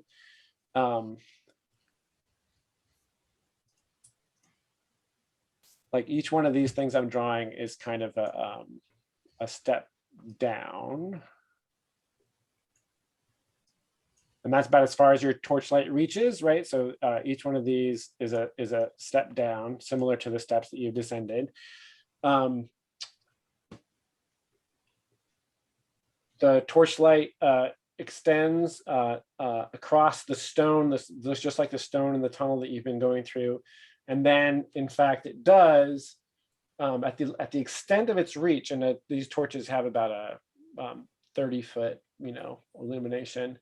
But beyond that, the light can reflect off of reflective surfaces that are actually in the dark, right? So from this spot in the distance, looking up at the ceiling, the light gives out into darkness, but in that darkness, you see little gleams and kind of glitters on the ceiling of the cavern there. And this is all happening. This is like, at this point, it's sort of deathly quiet, right? There's like the guttering of the torch, and that's like the only sound that you hear right now.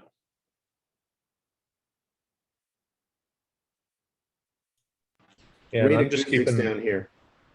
pace with Emek and keeping my distance a little bit, or keeping us kind of spread a little bit.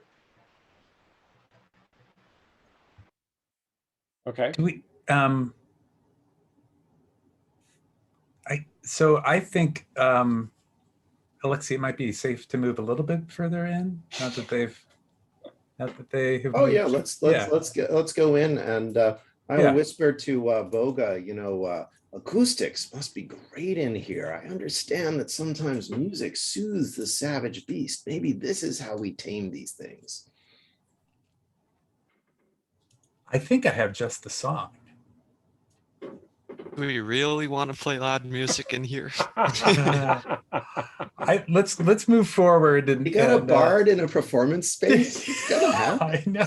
Maybe. Can we? So one thing, maybe when I think about dogs and the Algonquin, they Yeah. typically do have a sense of, I mean, smell, of course, right? But also dogs can sense movement better than humans. I wonder if we sense anything, and they can see well in the dark. But is there? I'm wondering if the sparkles are on the ceiling, if we can sense any movement from them, or if they feel like they're part of the ceiling, or if there's something creepy about them. Yeah, great. So is Boga gonna go down there, or is Boga gonna suggest that the people in front, because Boga can't actually see the ceiling right now. Right. Yeah. Yeah. I think we're moving down. I Okay. think, yeah. Boga Okay. and Alexi. Yeah. So you all kind of come down to the edge of the visible. We're sticking close to each other, though. Okay. Yeah. I'm not gonna redraw this every time. What I need to do is make a single mark for each of you. So I miss Albert a little bit just because we could move our little dudes around. let's see if I do Emic, Bowden, Boga, Yeah, And- Alexei. yeah, Okay. Albert is really good. Yeah, Albert's great. This Okay. at least, yeah, at least I can now move these letters around. Okay, so everybody's down there in a little line along that space. Torches are being held out and looking up, and Boga has decided to see if he can discern any movement on the ceiling. So, and I think everybody's looking, right? So Boga, you get to make the roll, and you get the whole gang's looking. So that's actually, well, actually, who's got the best wisdom? I've got an 11. Lexi, what do you got? Yeah, 15. Oof. Ooh. Does anybody have a higher than 15 wisdom or intelligence, actually, because you can study the ceiling? All right, so Alexi's going to make this roll because he's got the highest. And you get +1 because everybody else is helping, right? Everybody's looking together, but you have the highest trait, so you're going to make this roll. Gotcha. So so the modifier for wisdom is +1, just that's the wisdom modifier. Yeah. +1 because everybody's helping, so that's a total of +2. And Jason, is it cool to count the avatar in there for +3? I don't want to blow my magical thing on it, but all senses are on fire with this. Oh yeah, for sure, for sure. All right. That gives you +3, is that right? Yeah, so the worst that can happen, I shouldn't even say this, right? You do. I want to point out I've rolled 2 natural 2s so far in this campaign. Yeah, let's see you do it again. All right, here we go. Make me happy. So everybody's, oh no, thank God. A 6 + 3 is a 9. Okay. I saw that first 1 and I was like, oh no. Okay. So for fine answers, the judge's answer is cryptic or incomplete, but they'll tell you how to learn more. With So the to 9, you learn could, more, you're going to have to go further into the cavern. could you drop a can't- luck and get a 10. What's that? It was a 9. If you wanted, you could do a luck and get a 10. Oh, that's true. That's true. I think I'm going to keep my luck powder dry. Because we're going to go further into the cavern anyway, I think. So nothing happened when the iron got thrown out, though, right? We didn't notice anything. Oh, sorry. I totally missed that. I must have been distracted. So that was the first thing that happened?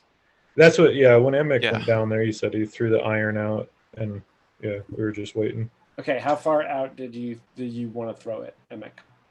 Like, really far. yeah, as far as I can. As far as you can. Right, Okay. right next to Boga. Shot put throw or like I mean- overhand pitch? As far as you can, but within the torchlight, right? Yes. Okay. So I'm going to say you basically throw it like here. Okay. So nothing happens as we have discussed. And then everybody, it's okay for Bogan and Alex to come down. You guys come down and you're all just at that edge and you're peering up. Yeah. And what I said before stands. We could go collect the iron and just do it again a little further out. It's Let's a go little in. Stalker. Have you seen Stalker? Oh, yeah. There's they throw the. Sorry. Okay. So the whole gang in Whole a gang. line. Yeah.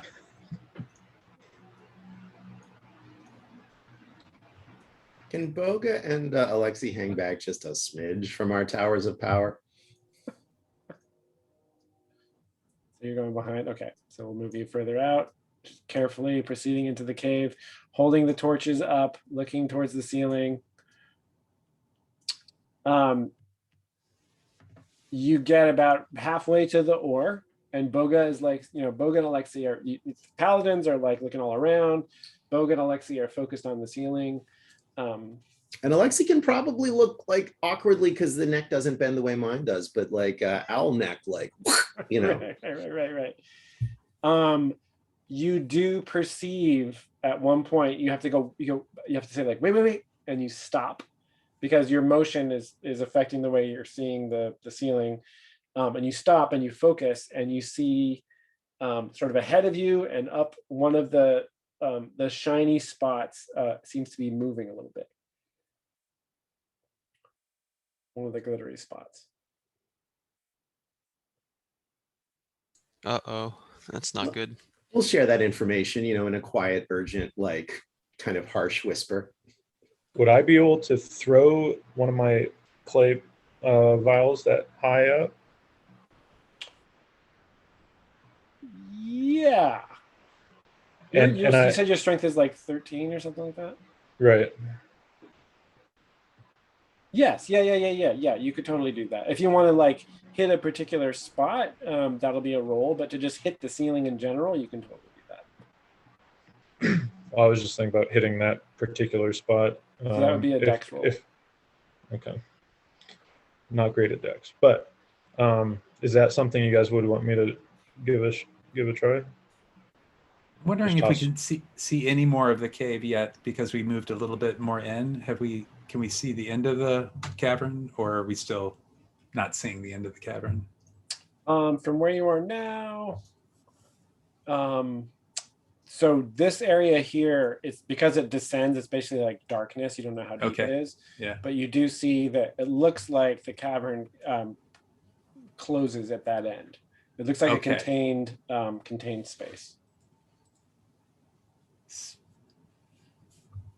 Alexi could keep an eye on the moving thing while you guys like scout the remainder. Is the moving thing one of the shiny crystals? Or not crystals, but like glowing things. Is it a glowing thing moving? Is it eyes? Yeah, so the torchlight is reflecting off of what you might think would be like some kind of mineral surface that's reflective. Okay. Not actually, it doesn't give off its own light. It's not luminescent, but it's just it's a reflected torchlight off of that. So it's like picture like a piece of mica, and in the far distance, and the torchlight, and then that mica up there in the darkness appears to be moving. And by your estimation, the size of that shiny thing is maybe the size of a person's hand. Yeah.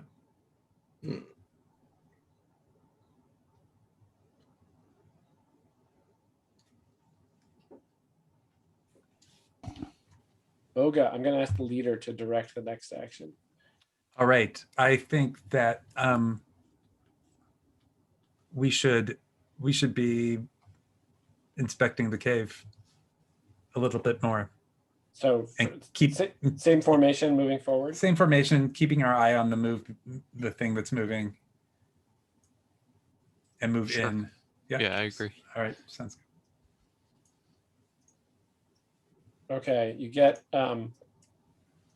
this far with Alexi keeping his eye on the thing, and Alexi, as you're keeping your eye on it moving forward, the thing's not moving away from you; it's moving a little bit sort of towards you guys. So you're sort of, you're sort of doing this.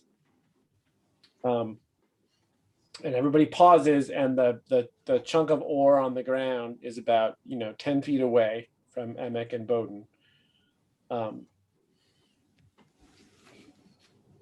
And then it falls. And it's I think there's like a kind of sound, and then there's a long pause, and everybody's sort of standing there, and there's a and with like a heavy thud, what it looks like is imagine a pancake, like a fluffy pancake about 10 feet, 8 feet across, an 8-foot diameter fluffy pancake filled with as if you made a pancake with gravel in it, right? So that's kind of it, just like and lands on the ground. And when it hits the ground, like it hits with enough force and like there's like chunks of reflective material in its body, and you instantly recognize that it is a living one of the same thing you found in the water before. When it hits the ground, like one of the chunks actually kind of breaks off and falls away, and it basically lands right on top of the ore, and it just goes. And so Bowden and Emick, like reflexively take a step back. But it's right there, right in front of you, and it's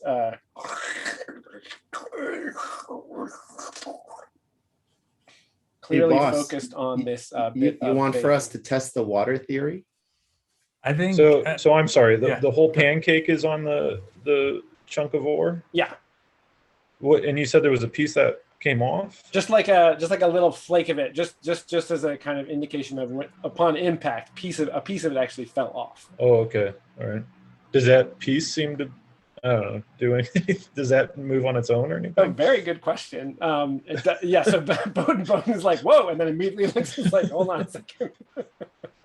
He's worried about being flanked. I It mean, looks this is like good a reflex. chunk. It's like a little fragment of.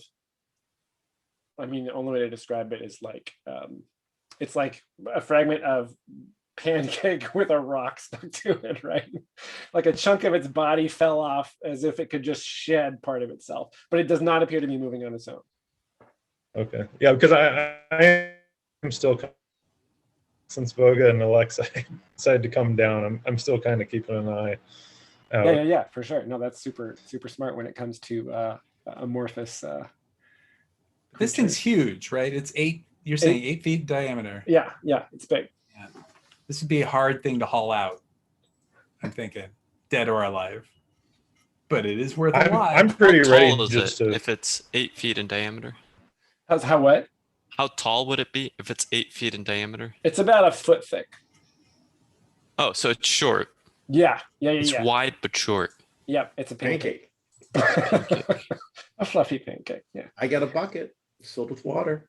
So you're all standing there staring at it, and right? And it's Yeah. sort of- As soon as there's this big thunk, Yeah. we get like this comedic shot of like Emick slowly looking at that thing and then looking upwards at the ceiling from where He it could have doesn't dropped take. from. He doesn't take. I love it. Okay, and Emmett, Is there when more of them? when you look upward, you see the other shiny spots kind of moving a little bit.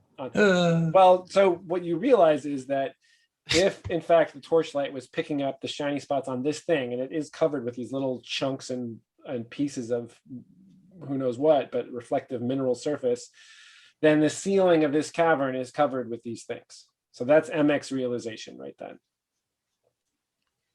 We've got company, lots of it. Would it be smart to? Do we want to back up? We could get, because if we were back on the stairs, it would funnel them a little bit, right? Yeah, that's what I was Or thinking. we can just, Make like a or we little can just. bottleneck. I've got the vials at the ready. I could just toss a couple of those, and we could take off backwards. I don't know. What was that? Another one fell? Yeah, right here. Retreat. Alexi's chalking the bucket at the one that just landed to his right. Okay.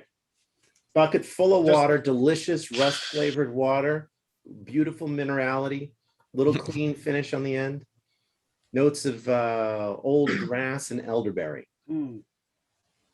Oh my God, it hit so hard that Boga vanished. Oh no. I'm Okay, here. well, Swallowed by a pancake. out of torchlight range. Oh no. I'm Kevin. still here. Kevin, roll a d6. 1d6? Yep. Alrighty. 2. Okay. No. So Great. Alexi, Wonderful.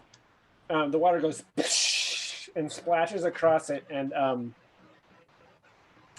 drains, sort of drains across its surface. But when you hit it, it kind of like scrunches up and recoils and kind of wrinkles up and kind of shrinks back, right? Like so, its surface gets like a kind of a fungusy, mushroomy kind of texture to it as it kind of clearly recoils from it. But because you sort of dumped it on top, it can't really run anywhere because it's not coming from a particular direction. So it's just kind of like cringing underneath this. It burns. It unwelcome- burns. Nice. Do any of you guys know what it looks like when an owl runs backwards? Because you're about to observe this in real life. Alexi is backpedaling back to our little circle of dampness. Um, Yeah, and Boga's with Alexi. and I think I'm gonna drop back with him as well, hoping that the one that's consuming the iron is occupied for the moment. Yeah, I'm gonna drop back. Okay. Besides Bodon, well, at least we learned that these things we can kite them around with the chunks of iron. They are very sensitive to that. I mean, what would be amazing is if we could lure them all down and we flood this chamber somehow. Yeah. Which is kind of Alexi's original flooding plan. Any sounds, noises, things that might give us any sense that we could communicate? Ooh, It's a rock pancake. that is super interesting. So Alexi is kind of taking a moment in the midst of this retreat to like think about, Yeah. to Here- consider here's whether where there's I'm any going kind of- with this. Owls, night hunters, great hearing. yeah. A few things happened here, and Alexi's probably, as he's backpedaling trying to process this, a few things happened, right? Iron chunk landed, thing moved over, dropped down on this, other things came around, also started dropping, and then like this negative stimuli was applied to the pancake on our right. Yeah. That was obviously uncomfortable. So if there was any auditory signals that went along with any of this stuff that otherwise would just be like cave noises, like Alexi's trying to figure out, is there some communication either between them or do they react, just to see if that's something. So he's trying to figure that out. Find answers with wisdom or intelligence. All right, we're going to do find answers with +1 for Avatar, and I'm going to burn my +1 from the Mighty Song because figuring these dudes out feels righteous. So Right. +1 for +1 for wisdom, +1 for Avatar, +1, and I'm losing that +1. Thank you, Boga. Yeah, so that's 3 So total. +3 to this roll. Let's hope it's. Oh my God. I can speak it, as it turns out. I am fluent in this. I learned it at some point. I rolled a natural 12 +3. I am their Nice. boy. Like we went to school together, as it turns out. Yeah, so you're backpedaling and there's a moment where so everybody's retreated. There's a pause. Everybody kind of, torches are still out. There's a pause where everybody kind of looks over, looks back to make sure that everybody's safe. And in that pause, there's a quiet moment, and Alexi sort of tunes in for a second and feels something, and then reaches down with one hand, taloned hand, or whatever we established about that, and touches the ground, and you feel a vibration. You feel it, and right then, another one lands. So they, and this is not a vibration of just their movement. There seems to be some kind of sound that they're making that's subsonic. Interesting. I can make subsonic noises with my Neonbon. I buy that. I buy that. All of a sudden, I feel like we're in a Star Trek episode. It's kind of Tholian web, I think. Oh, see, I was going devil in the dark. But, Okay. Yeah, totally. Yeah. Yeah. Is there? I mean, maybe Boga does have a way of matching it in a different octave or something, or could potentially communicate with his vibrations. I mean, my God, if it wasn't a goddamn bagpipe that he had, Right. I would say no way. But he's got a bagpipe, so it's legit. I wonder, should we try to get them all down? Would that help us? It's gonna be like a And then Pied Piper. Run like hell and flood it. Oh my God, you could Pied Piper them back to the water room. We could give it a shot. Let's So try crazy, this. it just might work. It's just- I'm Let's gonna just turn try to maybe Alexi and say, once I realize what Boga's plan is, here, get the flood ready. Oh, Jason, did we establish that in that room, in that flooded room, that was where we found the dead one? That was where we could knock a hole and open for the well water to flood? That has not been established. There is water running down the wall there. Yeah, it was sort of as almost an imperceptible, inaudible There's an trickle, but implication. that Yes, little- there's definitely water seeping in there, and you can Yeah. assume that it's from the same source that the well is. Yeah. Because if Boga, if you Pied Piper those dudes in there, Right. then like they between you and the exit. So you'd have to step very lightly. I think But we you're should not get- carrying iron, so maybe you're invisible. That's right. I'm not carrying nothing except a calf skin. I think it's a cat skin bagpipe. If we want to try it, I'm up for it. Well, you're So- calling, so- man. We're planning on trying to lure them just to that underground lake or whatever.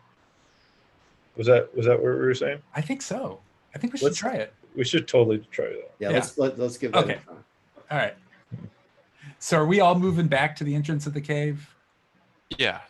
I've got All my right. empty bucket, and even if we get them close, it means our bucket brigade doesn't have to be that big to like provide a fair bit of aversive stimuli. Oh my gosh, Boga, we can communicate with them through aversive stimuli. You play a particular low chord on the bagpipe, and then we toss a bucket, and we Pavlov these guys. You know, boom, toss, boom, toss, and then all we have to do is play the low tone, and they'll like back the hell away. Oh my God, we're training our boys. Jason, so if we're doing this, I'd like to be kind of, still in the same formation that we're at, and I have the vials ready in Okay. case one gets like too Yep. close or something, or gets Great. or I noticed any sort of violent movement. Yeah. So everybody's falling back, and you got the vial out ready. As you guys are doing that, and there's this exchange between amongst you all about Boga potentially alluring them with his instrument. There's and now that one has fallen to feed, the rest of the ones are falling. So as you retreat and the torchlight recedes with you, you hear the sounds of more of them dropping inside the cavern. Bowden's got a viol in hand ready. And at this point, they're not coming towards you. They're sort of dropping wherever they happen to be. And then either kind of like sitting in place or starting to move towards the one that got doused with water where the ore is. But none of them are coming towards you at this point. Boga, it's your time to shine. All right. Let's play some tunes. Yeah, so what I'm going to do is try to match the tone with the bagpipes and see what happens. See if we can draw them. The intention is to draw them. Got it. So when you make any move using your instrument of choice, you take +1 to your roll. Okay.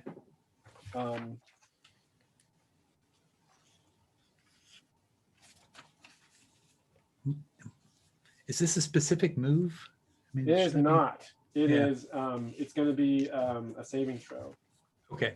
All right. Although it could also be, it could be a negotiate, right? Because you're saying, "Come with me." He's trying to kind of like, Well, I feel like we're trying to trick them into thinking that, we're one of them, or at least the sound is from one of them. Yeah. Okay. So just And like pure convince deception. them to come a certain, almost like a persuasion, or I don't know.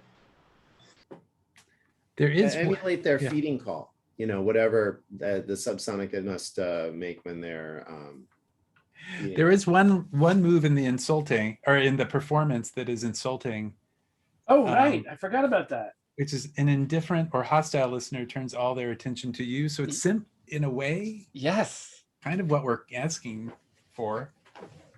Yep. So if you're trying to get all of them, that would be 2 art, right? Mm-hmm. Wait, did you take a moment to restore your art at some point? Oh yeah, you were doing your little puns. Right. Yes. That was it.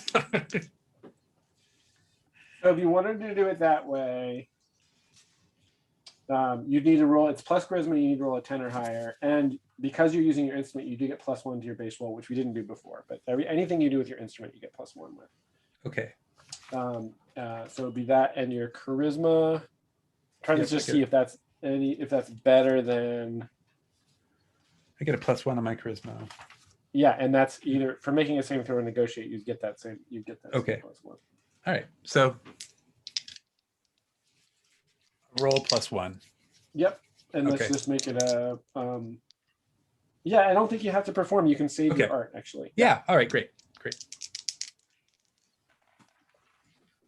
And it is 6, 7, 8, 9, 10 altogether. All right, great.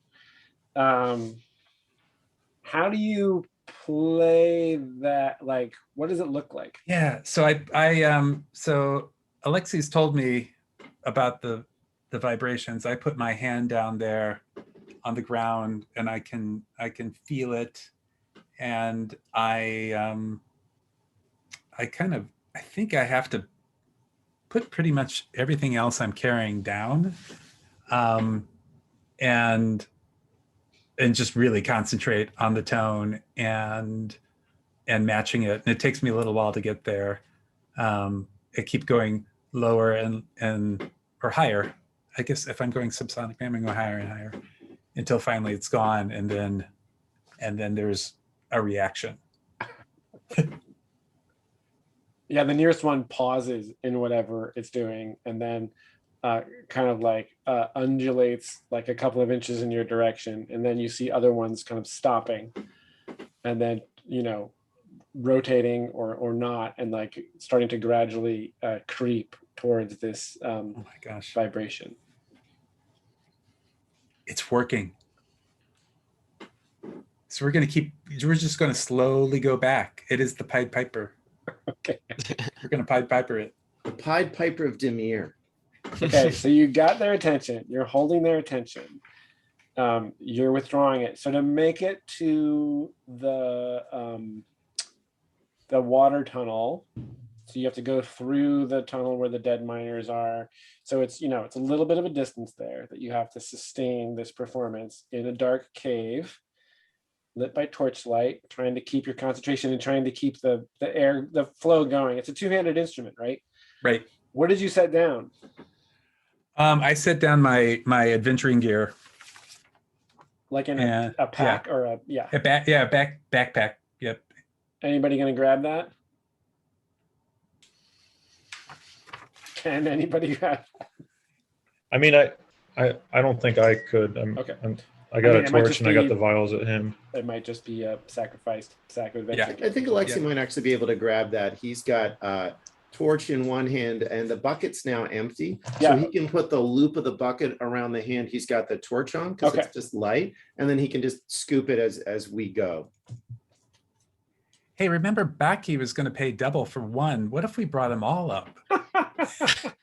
We only got 2 ropes. think you I don't would know how have we're a gonna heart get these attack. dudes up Brought there. them all up alive. I brought you. Lead them Get 'em all all. out into the middle of town. And that's when we start really negotiating. Okay, so I think that for Boga to sustain this performance, as you back your way through the cave, and it's in this same formation we're looking at here with the 2 paladins facing the horde. Yeah, I'm up a little closer to them, I think, just because Right. they got to hear it. I wonder if it would be worth Emic dropping behind on the other side of Boga and just kind of keeping an eye out from the other direction. Like Oh, the, yeah. the, Yeah, sure. the front as you make your way out. You mean like Right. Right. taking point up this way? Uh-huh. Yeah. Okay. that Because sounds good. because if there are any other demons the other direction where it would potentially be hearing this.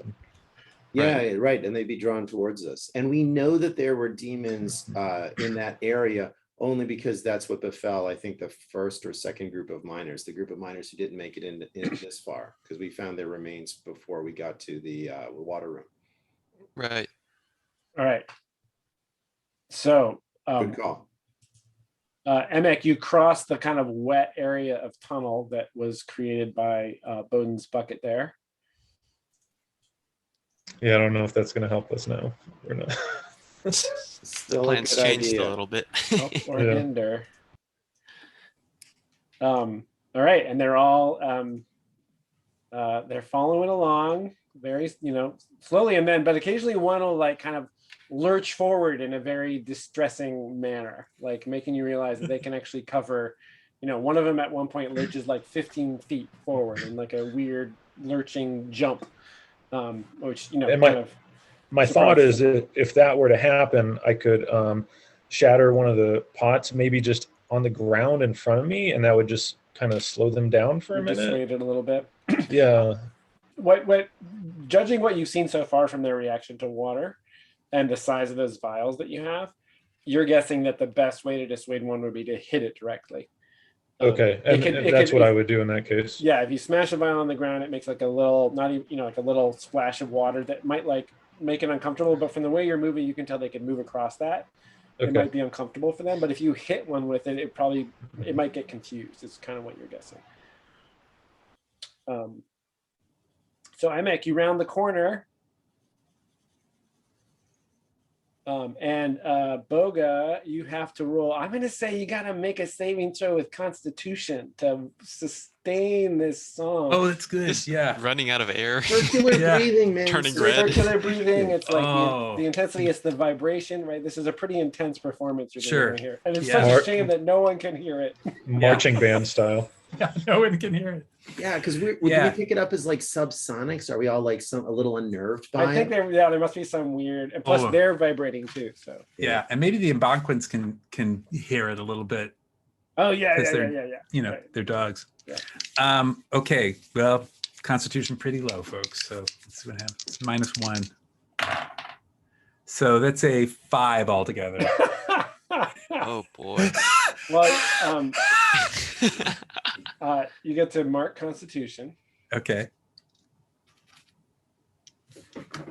I think you actually sustain the there is maybe a moment where you're like you have to like there's a pause where like it's like Yeah. demanding so much of you that you actually do have to stop and catch your breath and like you can't talk for a second.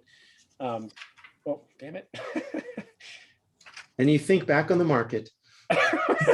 I can't, what the fuck? Okay, sorry. All these beautiful images flash in front of you. All right. Emek, you round this corner right at that moment, and there's one right in front of you. Oh. What do you do? I charge. Glory Yes, to he does. Hamku. Like right at it.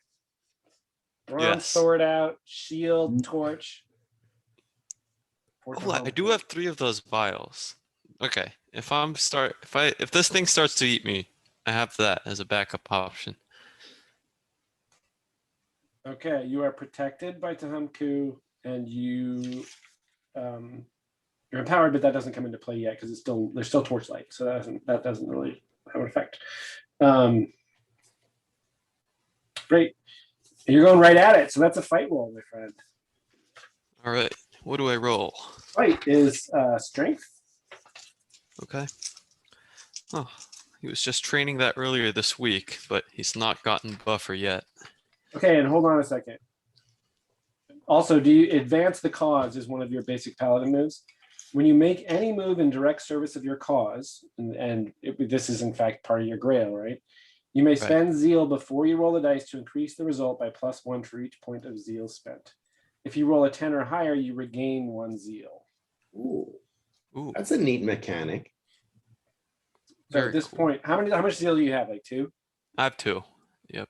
So your call whether you want to do that. I just want to let you know ahead of time. Do I have to do it before I roll? Yep. Everybody, all those expenditures happen before a roll except for the thief's cunning. That's the only one that's spent after. Those thieves. I'm gonna save that for. Okay. Actually, I'll use it. I'll Oh, you spend do? 1 zeal. You do get your +1 forward from the song too, if you haven't. Right. used So I that. get a. So it's 2d6 plus 2. Okay, great. Come on. Got a 9. Okay. Wait. You- I will burn one. Wait. Let me see what Oh. the fight thing does. Emic, have you used the boost from the song? Yes, Yeah, I did. Okay, you- yeah, alright. you just using it right now. So you're gonna spend luck to bump that to a 10. 1 second. Let me just look at the fight roll real quick. On a 7 and 9, you deal your damage or effect, but suffer the enemy's attack in return. Okay. I do not want that. Yeah, I will burn 1 luck. Sure. All right. Then Bump you're it up to gonna, a 10. deal your And my damage. goal is to, obviously damage this thing and take it down if I can, but seeing as it's made out of gravel, ideally I would, like, through my advances, like, push it out of the way so it doesn't block, like, Boga, like, in the process of trying to cut it up.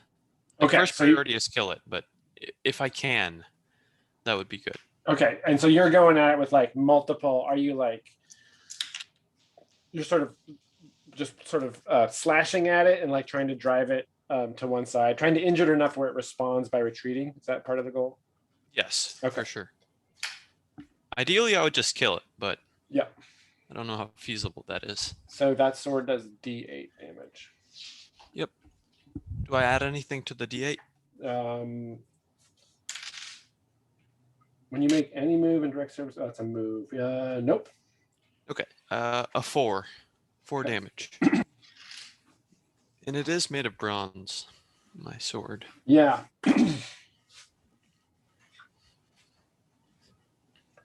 So you charge in there, calling out the name of your deity. You like slash at it this way, and it digs into that gravel, and you actually cut a gash into it and pull it out, and whack at it again, and you like 4 times. You get like and like staying clear of it because it's like surging towards you, and then stabbing it, and it recoils. You don't actually get it to give way. You do manage to, you do cut into it. You can tell you're cutting into it because of the way it's physically responding, but you can also tell that like cutting into it takes a lot of effort. That minerally gravelly surface is difficult to penetrate. So you have injured it, but not enough to actually drive it out of the way. Okay. Oh, and by the way, like before I attack, Emic would have dropped his basket of mining stuff. Got it. And as I'm attacking this thing, Emic just thinks like, from the way my sword is hitting it, would like a pickaxe or some sort of mining tool be more effective? 'Cause it's Pickaxe made would up like gravel. definitely be more effective. Okay, good to know. Alexi's gonna throw a vial of holy water consecrated to Zemdrak, god of the earth, at the pudding, at the gravel creature, at the iron demon. And if Alexi can target it all, he's going to try to throw it in the same space that got wounded by his colleague Emic. Oh, okay.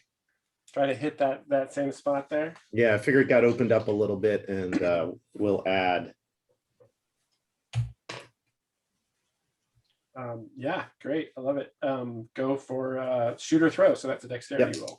That's at -1, +1 because this is in the quest, so it's an even roll. I've marked off 1 of my 6 holy water vials, and I rolled an 11. Nice. See that? Makes up for the 2s I was rolling earlier. Yeah, so roll a d4. A D4. All right. Oh yeah, it's not a bucket. That makes sense. It's not a bucket. Yeah. But interesting, we're seeing that the power of the consecrated water is not doing much. I mean, is that fair, Jason? I mean, it's Oh, just that's a water and it does D4 damage. That's something. Oh, I'm not complaining, but we had speculated that since these things were demon and other earthly, that the consecrated water would Yeah. give some kind of holy force to disrupt them. But they may be, air quote demons, like demons, because it's a thing we don't understand, rather than infernal force that would be repelled by divine purity. So That I is a think that's where fair- Alexi's kind of thinking about it, that we're looking at a natural creature, but it's still water's water. So 4 points. Oh, okay.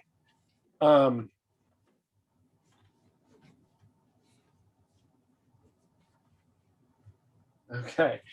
So yeah, wow, amazing. Alexei hurled even with the -1 dex, right? But feeling the But the righteousness of Zemdrak right, guides his hand. the vial like hits right at one of these gashes that Emek's sword made, and the thing like kind of curls up around it, right? Like the body goes around that, and it just like sort of surges backward up against the wall of the cave. So that that 1-2 combo between you and Emek has actually driven it far away, and in fact, yeah, that went.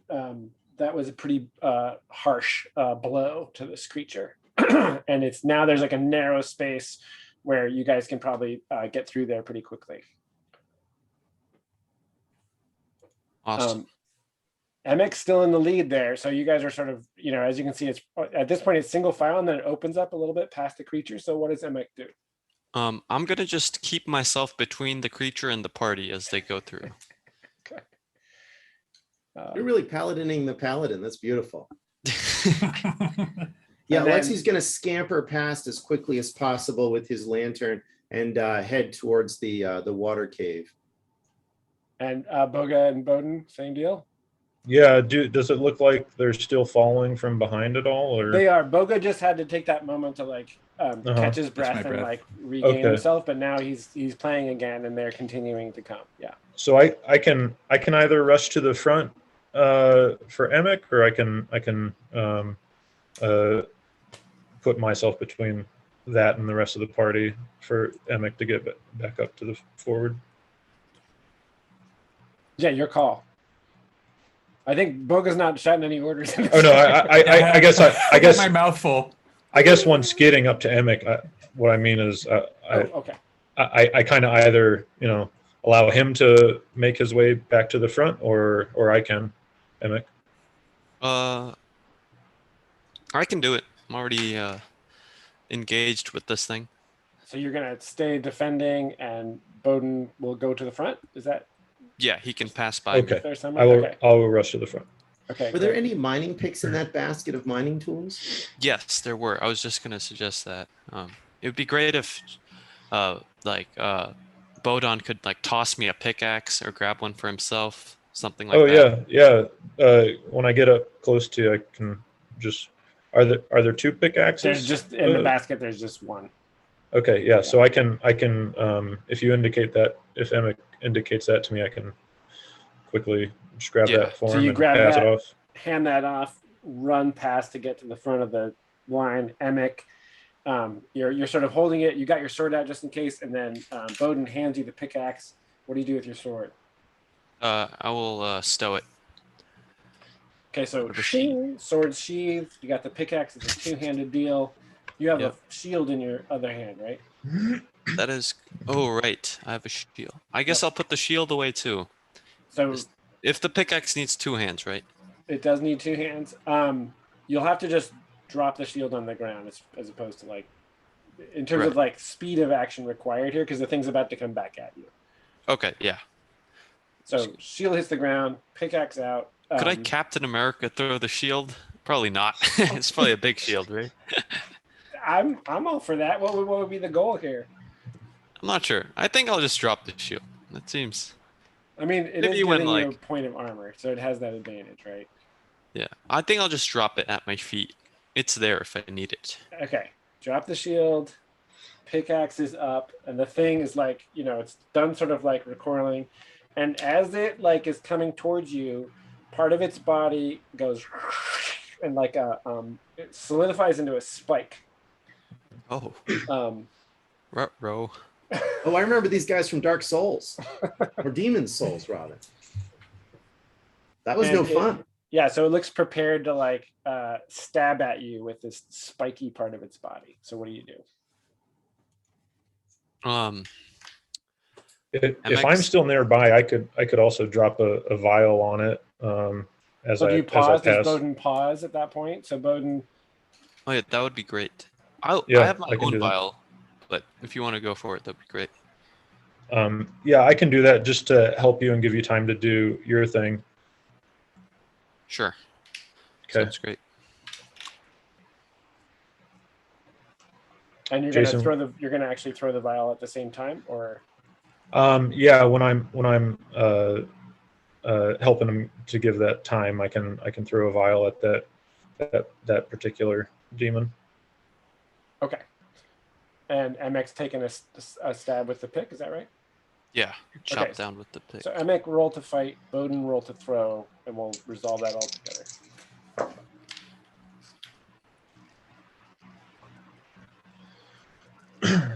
I rolled a 4. Plus your dex. Yeah, my dex is a -1. Oh, three, I rolled a but 5. even the Grail's not gonna. No. And you rolled a 5? Yes. Oh lordy. We're gonna snatch defeat from the jaws of victory. Very Okay. likely. Hey, just remember that you are protected. That's true. You can. Okay, at least we get to mark strength. In my That's right. case. Don't forget to do that. Mark strength and dex. And oh my gosh, how much damage does this thing do? Okay.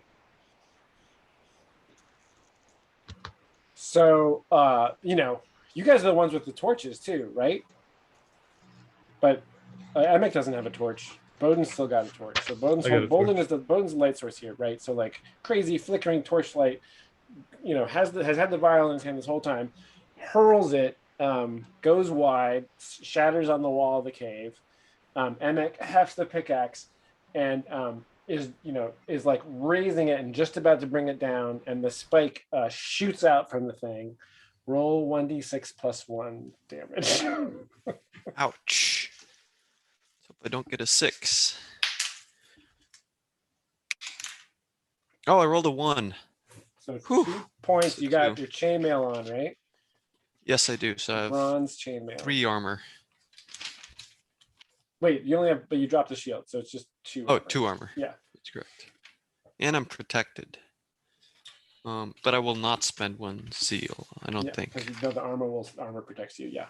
Yeah. So so it shoots out. You like do that, and the spike just grazes your chest and like takes out a couple links of that bronze chainmail, and the pickaxe goes ting against the floor of the cave.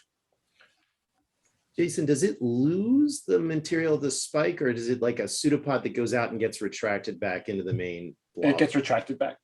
Gotcha. Yeah, it goes. And Emic, you realize that the cavalcade is coming around the corner there. The rest of the Okay. horde. If it's possible, I'd like to just kind of more blindly throw another vial just to slow them down very slightly, and then head back toward the front Okay, to great. retreat. Just sort of toss a vial back towards the crowd. Yeah, just to. Yep. Yeah, Ma- Emek is going to also start backpedaling. Okay. Um, So we got Alexi in the lead. Boga has to like actually hang out right here in order to make sure that they're coming around the corner. Bowden hurls the vial and goes, and Emic. Now Emic, keep the pickaxe, leave the shield. What's your Yes, I'll sacrifice the shield. move? Okay. Keep the pickaxe. Backing up. All right. So for this next stretch, it's one more roll from Boga Okay. to sustain this to get to the spot to Deep the breath. watery tunnel. Boga be good. 7. Okay. Good enough. I'm going to say the trade-off there is you take 1d6 points of constitution damage. What All right. shade does Boga's face turn as he's like blowing this note? Oh man. His lips are turning blue. Let's just say underneath his white mustache. And all right, so 3. And you said +1 or? No, just 3. All right. So I mark 3 constitution, or I'm taking 3 damage. You take 3 constitution damage. So in your current constitution column, you adjust your maximum drops by 3 points. Got it. Does Okay. that make sense? So that would Yes. affect your modifier if you have one. Yep. Back to our caves here. Oh, the world you've seen. Oh no, my life is flashing in front of my eyes. It's Alexi's last moments. So when you There's- told me to mark constitution the last time, was that what you meant, or was that? No. Mark constitution the got last it. time with the little bubble above con because Yes. you failed the con roll. This time you got Yeah. a middling result, but the Yes. trade-off is that you took damage. Yeah. Got it. Okay. Because your lungs are Yep. vibrating out. Okay, so with Emek and Bowden sort of creating the front between you and the creatures, you have Alexi has already gotten there. You've reached this this tunnel where you've originally found the original Couple carcass. quick actions from Alexi. Throwing the adventuring gear backpack towards the entrance that we came in. Okay. So like not between us and them, not Yep. between us and the water thing, but something we can grab on the way out. Back towards the exit. Yep. And then as quickly as his little feathery self can manage it, filling a bucket with water and getting back to the front. Okay, great. So hurl, clang, Richard gear, scoop. Scoop. And now, so the things are creeping, one in the back kind of leaps forward on top of another one, right? So, and they're kind of at this point, the cave's a little narrow, so they're actually kind of piled on top of each other and kind of crowded as they're following Boga's call. Wow. Boga, do you want backup in the water, or do you want us to like secure the exit, secure our line of retreat?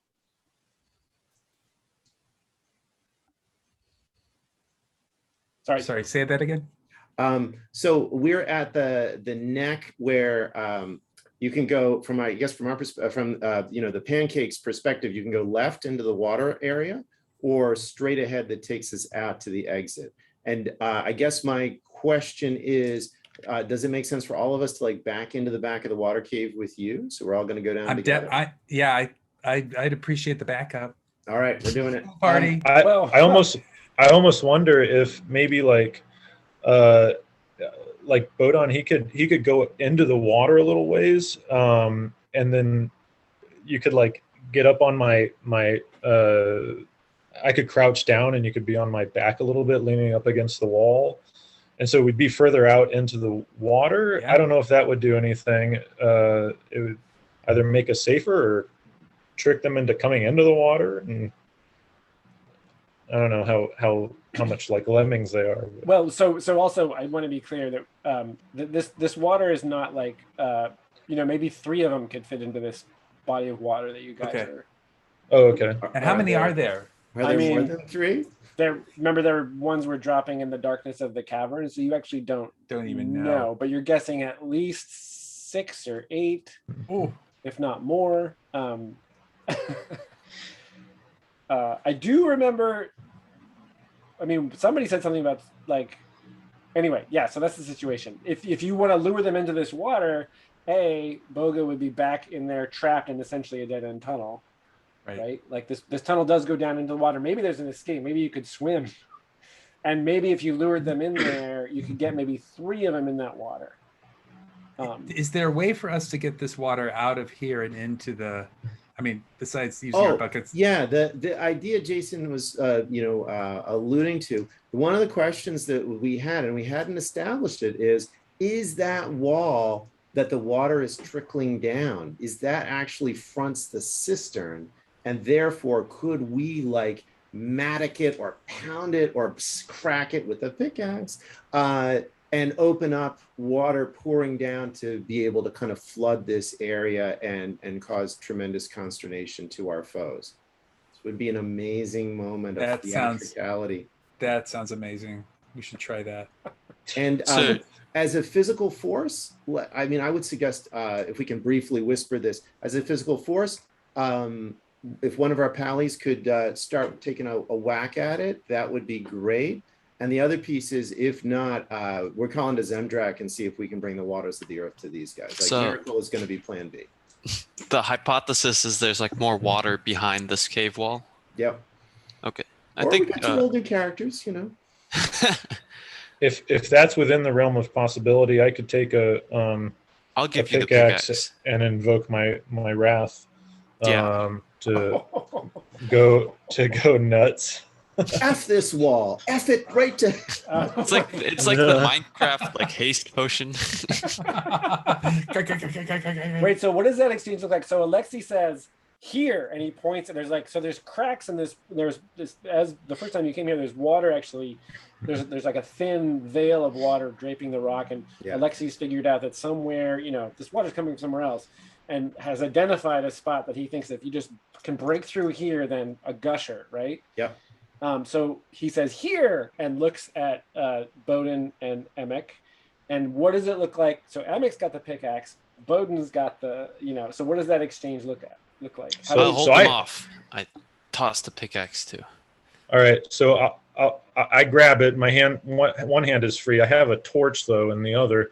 If I can find like a little, crack in a wall, I could shove it in there. Or yeah, you can or just just- jam. Sure. You or even just like, you don't want it to be totally on the floor, but you jam it between a rock and the wall, the tunnel wall. yeah, I don't know if this is an area where a lot of the iron has disappeared from. Yes. The Oh, sides. yes. I could So just drop it in one of those little slots. One of those seams. Yeah, absolutely. Yep. Seems. Yep. So you jam it right in there. We'll say it's like midway up the wall. Bam. Perfect little torch holder. Emic turns to hold them off. Does Emic have a hand free? Because Alexi can hand him this bucket of water, and Emic probably will do more good with it than Alexi will. Yeah, I do because I dropped my shield. So I draw my sword, take the bucket. Okay. Sword, bucket, and And Bowden- Alexi, we're going to parallel process at least. Alexi's going to start calling out to Zemdrak and begin to start the prayerful Invocation. process.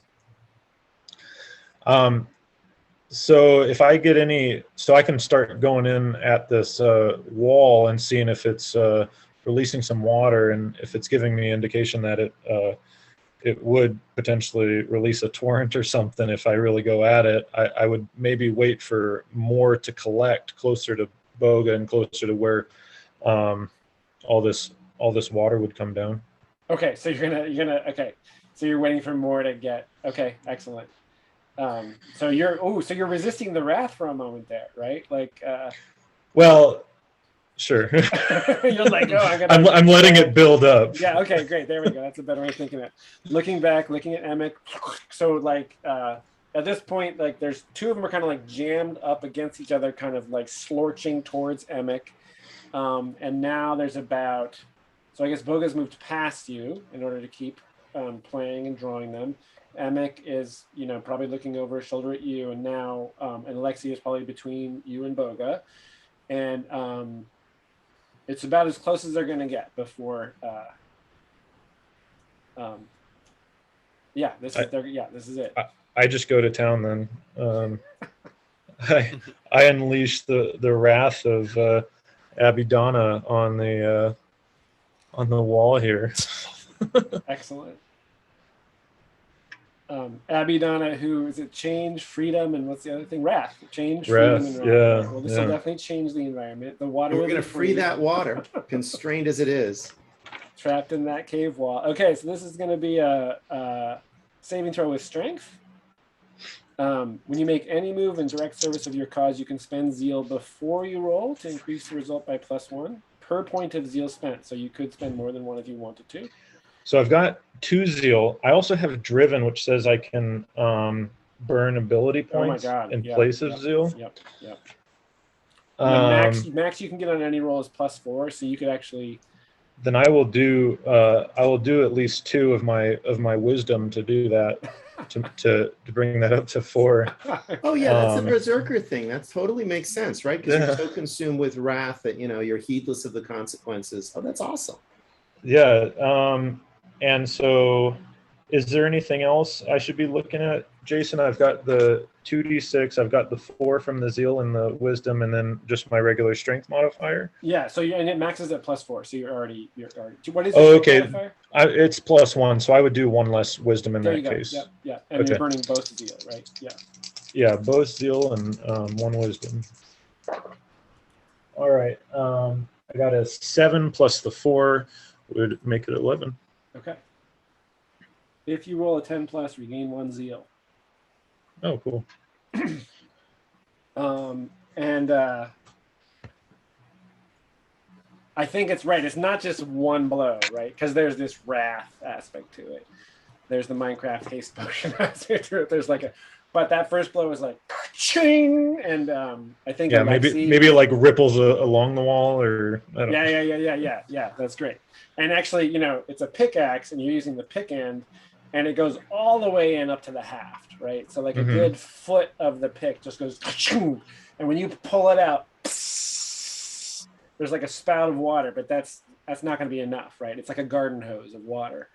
And then you haul back again, and MX like looking over his shoulder at you, maybe taking a couple, fending blows at the things, and then the second one next to the first one, and a crack appears between those two, right? And now more water is trickling out. And you realize there's a lot of water back there. But actually, you don't, because you're consumed with wrath. Yeah. Alexi and Boga realize that there's a lot of water back there. And then the last blow, and then when that one hits, and you pull it out, a whole section of the wall just goes, and it is like a gusher, an open, water main just pouring into the tunnel. And you and Emek both have to make a saving throw with dexterity to stay on your feet.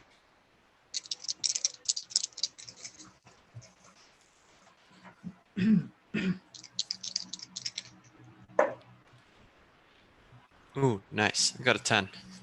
Sweet. I got a 3 minus my 1 for dexterity. Mark dexterity. Don't forget to mark dexterity. You'll get more coordinated. Okay, so you get, I think what happens is it blasts sort of past you, hits the cave wall behind you, and then turns around and sweeps your feet out from under you. So, swoosh, and in fact, you end up in this, what we're looking at here, you end up in that water-filled tunnel that you first dragged that body out of. So, boosh, luckily you're wearing leather armor. MX, so that spray happens. So between you and the exit, Emek, is this gusher of water, and somewhere in there is Bowden, and past it are your other companions, and you're now 3 feet away from lurching gravel pancakes. What do you do? So are my companions closer to Bodon than me? I would say no. You're really close because you were letting them get as close as possible. Okay. And is the water starting to go towards these pancake things? In this ETA till the water hits. I mean, it's getting you wet. It's like the front of them is starting to get wet, and it's starting to fill up this tunnel. Yeah. So Okay. Pretty soon it's going to be hitting them. And I'm gonna go after Bodon then. Try to wait in there and try to help him back to his feet. Try to help him out. Okay. Yeah. Great. So Bowden, for you to get out of there, it's going to be, I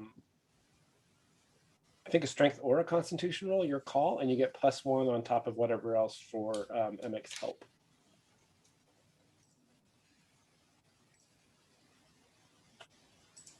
Okay, I rolled a 6 plus my 1 for strength, and plus another 1 for MX help.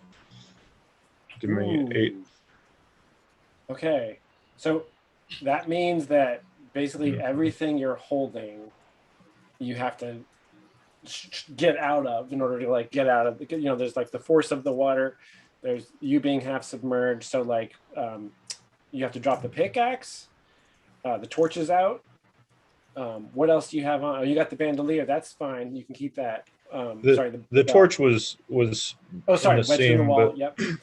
I do have the buckler attached to my arm. Would that go? I think what happens is you're around the water, and trying to move in the water with that buckler is super awkward. So I think you have to Yeah. like scrape that off your arm. That's fine. In order If to I'm go. able to regain my feet, I would happily just grab up my club and try and run to the defense of the group. Okay. So you lose your buckler, and Emek helps, one arm around the shoulder, hauls you out of the water onto the exit side. The tunnel is starting to fill up. You can't even see the things through all the water between you and them.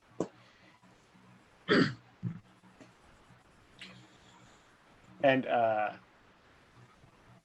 guess Boga doesn't need to keep playing anymore.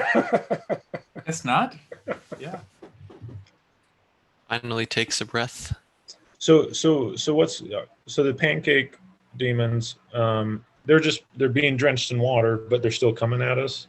You from where you are now, you can't even tell because there's just Okay. there's basically a wall of spray and gushing. They're on the other side of it. Like when you guys look in that direction, you assume that they're getting just as wet as you are, and at this point the water's up to your ankles. But you can't even see through that forceful blast. I wonder if we should be making our way toward the well, and maybe they'll just end up as they were in the one we found last session. Is the pressure of the water changing, or is it just like a never-ending supply of water coming? Right now it's constant. Yeah. Yeah. But 30 seconds have gone by. Yeah. So you Just guys wondering if could totally just sort of regain yourselves in this moment and wait and see what happens. Yeah, we could just back up and see if it changes, and if it doesn't, make our way out. Yeah. And wait till it does It'd be change. a Or unique opportunity for us to forge ahead and see if there was anything in that cavern before the lower part of the cavern floods. We kind of have a responsibility to make sure the whole place is clean. That's right. We want to be tidy. That would be risky though, because the water would be coming towards us if we tried that. But we'd have some time, I think. I think we'd have some time, and certainly advancing, we would find out pretty quickly whether these guys were in their death throes or whether they, kind of wobbly retreated. Yeah, it's fair enough. well, Yeah, keep in mind that one did come up from behind us, so we either passed it without knowing or Mm-hmm. came from another There's a place. few Yeah, over or there. they probably can tunnel through the rock, maybe. I don't know. Though they weren't, right? They weren't embedded in the rock. They were on the ceiling. So Yeah, let's go check it out. Let's go check out the Let's just- space we haven't been The to. other direction past Yeah. okay. Yeah. Okay, so you make your way. That the water's coming. So as you go that way and you get back to your rope, you realize that the tunnel does slope up a little bit in that direction that you're going. So the water is going to pool up deeper, right? So towards the exit, the rope and the tunnel you have not yet explored is drier ground, higher ground. So all the water is going to be going towards the cavern where the things are, where the things live. and guys, I was thinking we would try to sneak, if they are all discomfited and overwhelmed by the water and retreating, we might be able to zing past them into the big cavern where they were all on the ceiling and see if there's good stuff at the back there. Because so that's that's going what to you were- flood. that's The what- Oh, that's what water's you were gonna thinking. flood I was that. thinking we should check out the other side. I think Oh, it's your kind call, of boss. well, I think it's risky for us to go into the water room right now because the water's heading that way, right? It's heading, Yeah. So and we don't know if it's ever, it could be filling up that room right now. Well, this would be right? our only chance to look at it without really having to learn underwater swimming. This is the part where we could look at it where the water's up to our ankles or our knees, and we can. But at some point, it's I'm going to go higher. I feel like we should go check out that other space. Sold. All right. I think also going back the way back through the demons. I mean, I feel like the passage was kind of dense with them, and the water's still coming out. I don't know how easy it would be to get back there. It Right might be a now. matter of just My waiting. nice clothes are wet. I'd like to dry them off. All right. So at Boga's direction, you move back the other way about 50 yards past the ropes. The tunnel takes a bend to the right, and then it sort of there's like a fork of 3 tunnels, a left and a right, and then one sort of basically directly ahead that sort of drops. There's like a 20-foot drop off into like a crevasse, and then a tunnel to the right and left ahead. So that's the next juncture you find in that. I'm sorry, Jason, are there 3 junctures here, like a Sorry, left, a right? it's a 3-tined fork, and you've come along my arm to that point. Okay, so there's left and there's right, and the And- center one is the one that's got a bit of a drop Yeah, to it. that's right. Whoever's torch is burning or light source should this point should have marked probably 3 duration off of. Jason, how much does a vial of oil or a thing of oil get you on a lantern? It refills it. What was that? Oh, it refills it. And a lantern has what duration? I'm sorry if this is trivia, but I don't actually know that. Is 5. 5, okay. I can light another torch, by the way, and put that in my one hand, and Okay, great, got I vials got in 2 my other. duration left on the lantern, great. Light sources. and that's a light source that we could have used the little flicker flame of the lantern to light whatever torches are necessary. All right, boss, left, right, or down? Down is Well- a 20-foot drop. We have rope. We have adventuring gear. If you scooped up the adventuring gear that we went past, Somebody did, I'm sure. I'm sure. In that song, Heidi and the Worm, it was always the bad choice to go left. So we're going to go right. All right, so in short order, you realize that this and this kind of the right hand sort of reconnects with the middle one, and it's just like a maze of natural caves in here that you could just wander around and get lost in this direction with no. You definitely see signs where the seams have been. Ore has been extracted from seams just like elsewhere. Looking here and there, shining your light down different tunnels, you don't see any indication of any more of the creatures. All right. We're going to try the left side now. Same deal. Okay, great. Okay. A maze Are of twisty tunnels all That's right. all around us. Put that on your map. Yeah. Shall we drop some rope? That sounds like future adventuring locales. Yeah. Yeah, let's drop some rope and go down and push on while we can. Well, given that it's 20 to Yeah. midnight, Why don't we? I think Why- MX words are wise on this Yeah. regard. So why don't we? It would be nice to understand like what's happened in the passage. Let's head back there. Yeah, we'll just observe the situation And just see if the water's let up, if we can get Yeah. any clue as to Yep. how it affected the demons. Yep. Yeah. Do So we take any back upstairs for that sweet, Mhm. sweet silver? Mm-hmm. I think so you explore the maze of twisty passages. By the time you're done with that and you make your way back to the geyser, it's slowed to just like it's just kind of like gurgling out of the wall. Okay. At that point, there's like a foot of water on the ground. And ahead in the passageway, as you're standing there in the water up to your shins, holding up the torches, you see the shapes of the things. Some of them are like half out of the water, stuck to the wall. Some of them are totally submerged. And some of them are still kind of like slightly moving. But most of them, appear to be still. Inert. Yeah, just like little, just like little kind of twitches or undulations here and there. So if you carefully kind of make your way, very cautiously, making sure you're not, none of them are gonna lurch out at you. And then the water gets deeper until it's about waist deep. And before you get into waist deep, because that's starting to look kind of, not so safe. I think at that point, you can see the cavern, the big cavern that they were all in.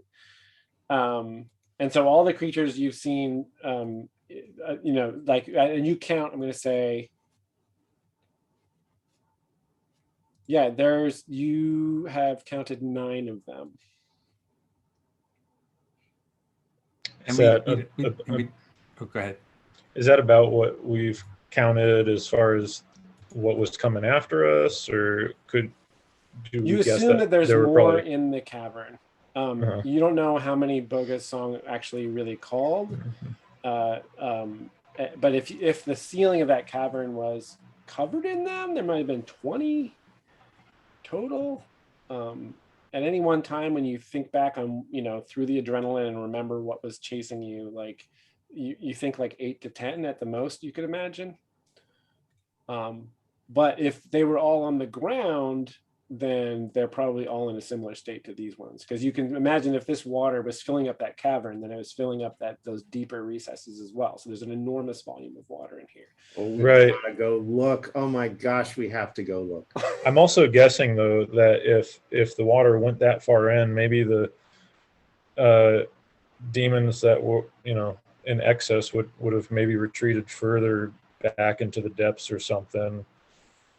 So maybe we solved the iron problem, but at any rate, I think we should try and collect as much of this dead demon matter as we can to take up.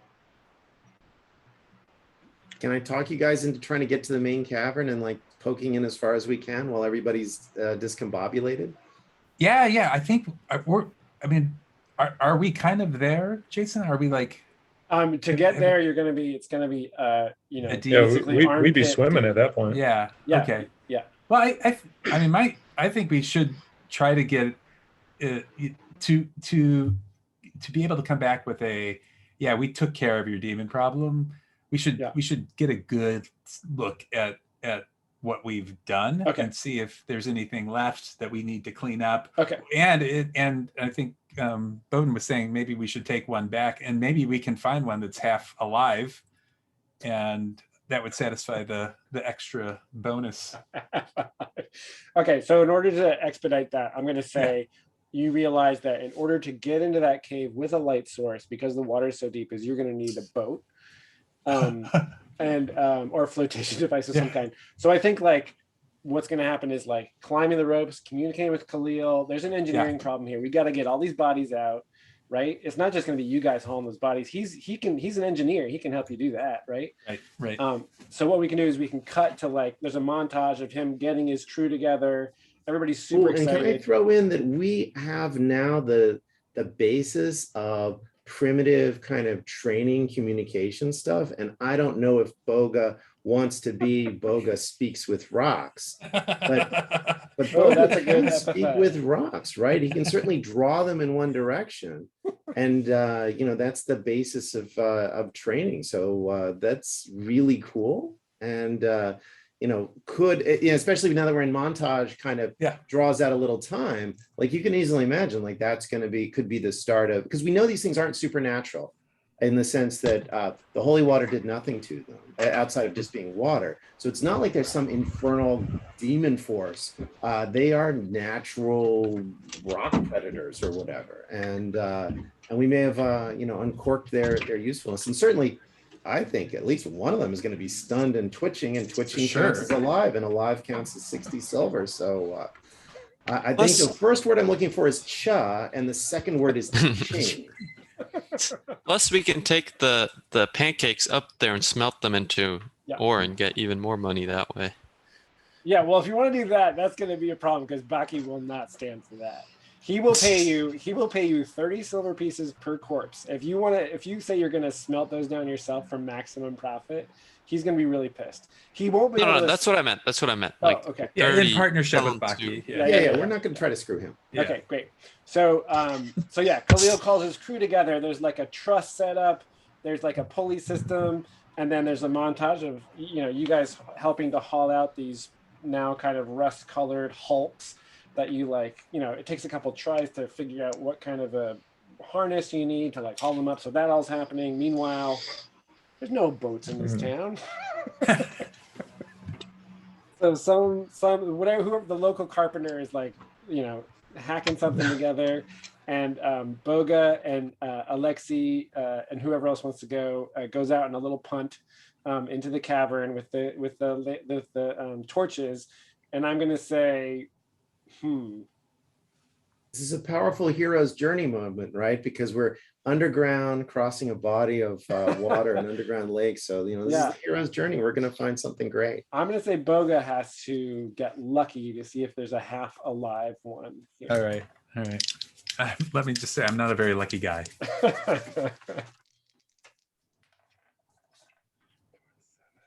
7 minus 1, 6. Okay. Yeah. So there's Oh, come on. That's a lot. But, I'm kidding, man. On the plus side, they appear to all be exterminated. Oh. Yeah. Yeah, so no sign of any on the wall or anything, but Right. what you do find when you make the full circuit of this cavern, and you're thinking like, is this their home? Is this where there's this maze of twisty passages that that goes on for who knows, connects to whatever else we don't know. It would have been taking too long to get there. And then there's this cavern, which is like a cul-de-sac, right? But high up on the far wall opposite the entrance to the cavern, there's a great fissure in the wall, like an opening, like a 3-foot wide crack that comes down from the ceiling. That holding up your torch and from the boat and looking at it, it's just like a pitch black crack in the wall.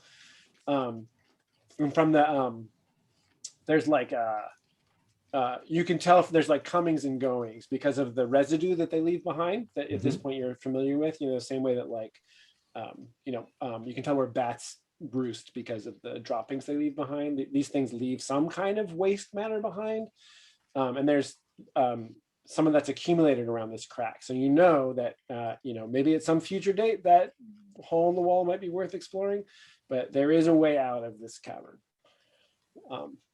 So it's not a total genocide. Yeah. Despite our hopes of communication, we've ended as murder hobos. Right. It's usually how it goes. Yeah. Communication as a means to murder hoboing. The Pied Piper of Demir, though, man, that is a legend that will resonate.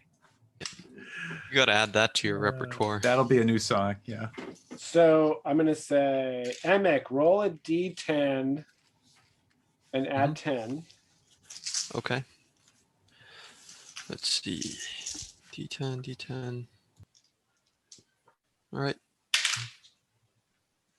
I got a 9, so 19. Okay, so there are 19 carcasses extracted from this. Woo! Spot. We are rich beyond the dreams of avarice. Oh my goodness. Having my little Daffy Duck moment. Yeah, so that is 570 silver pieces. Whoa. Now that is cha-ching for sure. Somebody's going to be walking around in a full suit of plate by the end of this. Maybe 2 people. Baki has to go into the strong box for that one, and you can tell it makes him really uncomfortable. But he's also like so beside himself with excitement about the fact that this means that the iron mine can reopen. He's paying you for essentially several weeks worth of work that in the form of the bodies of these creatures. And they're all brought in like sort of heaped up in piles near the smelting area of the village.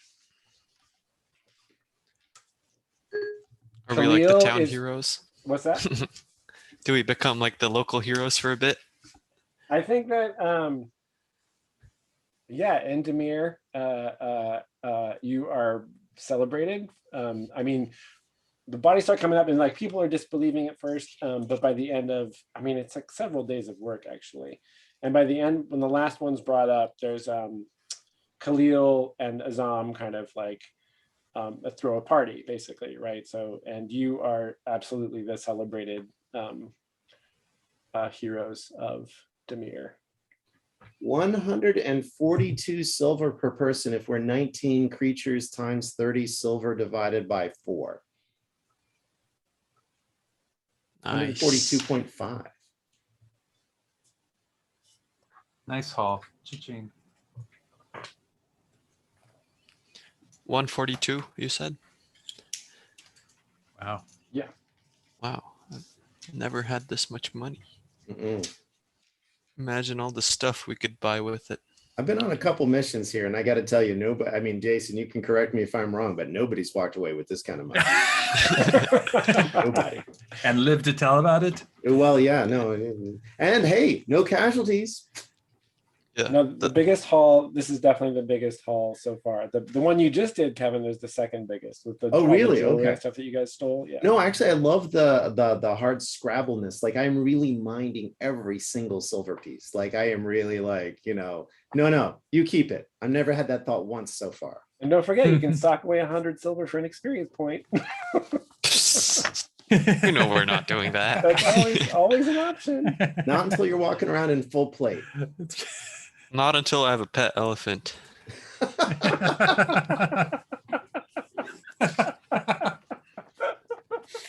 Oh my god, that would be so great.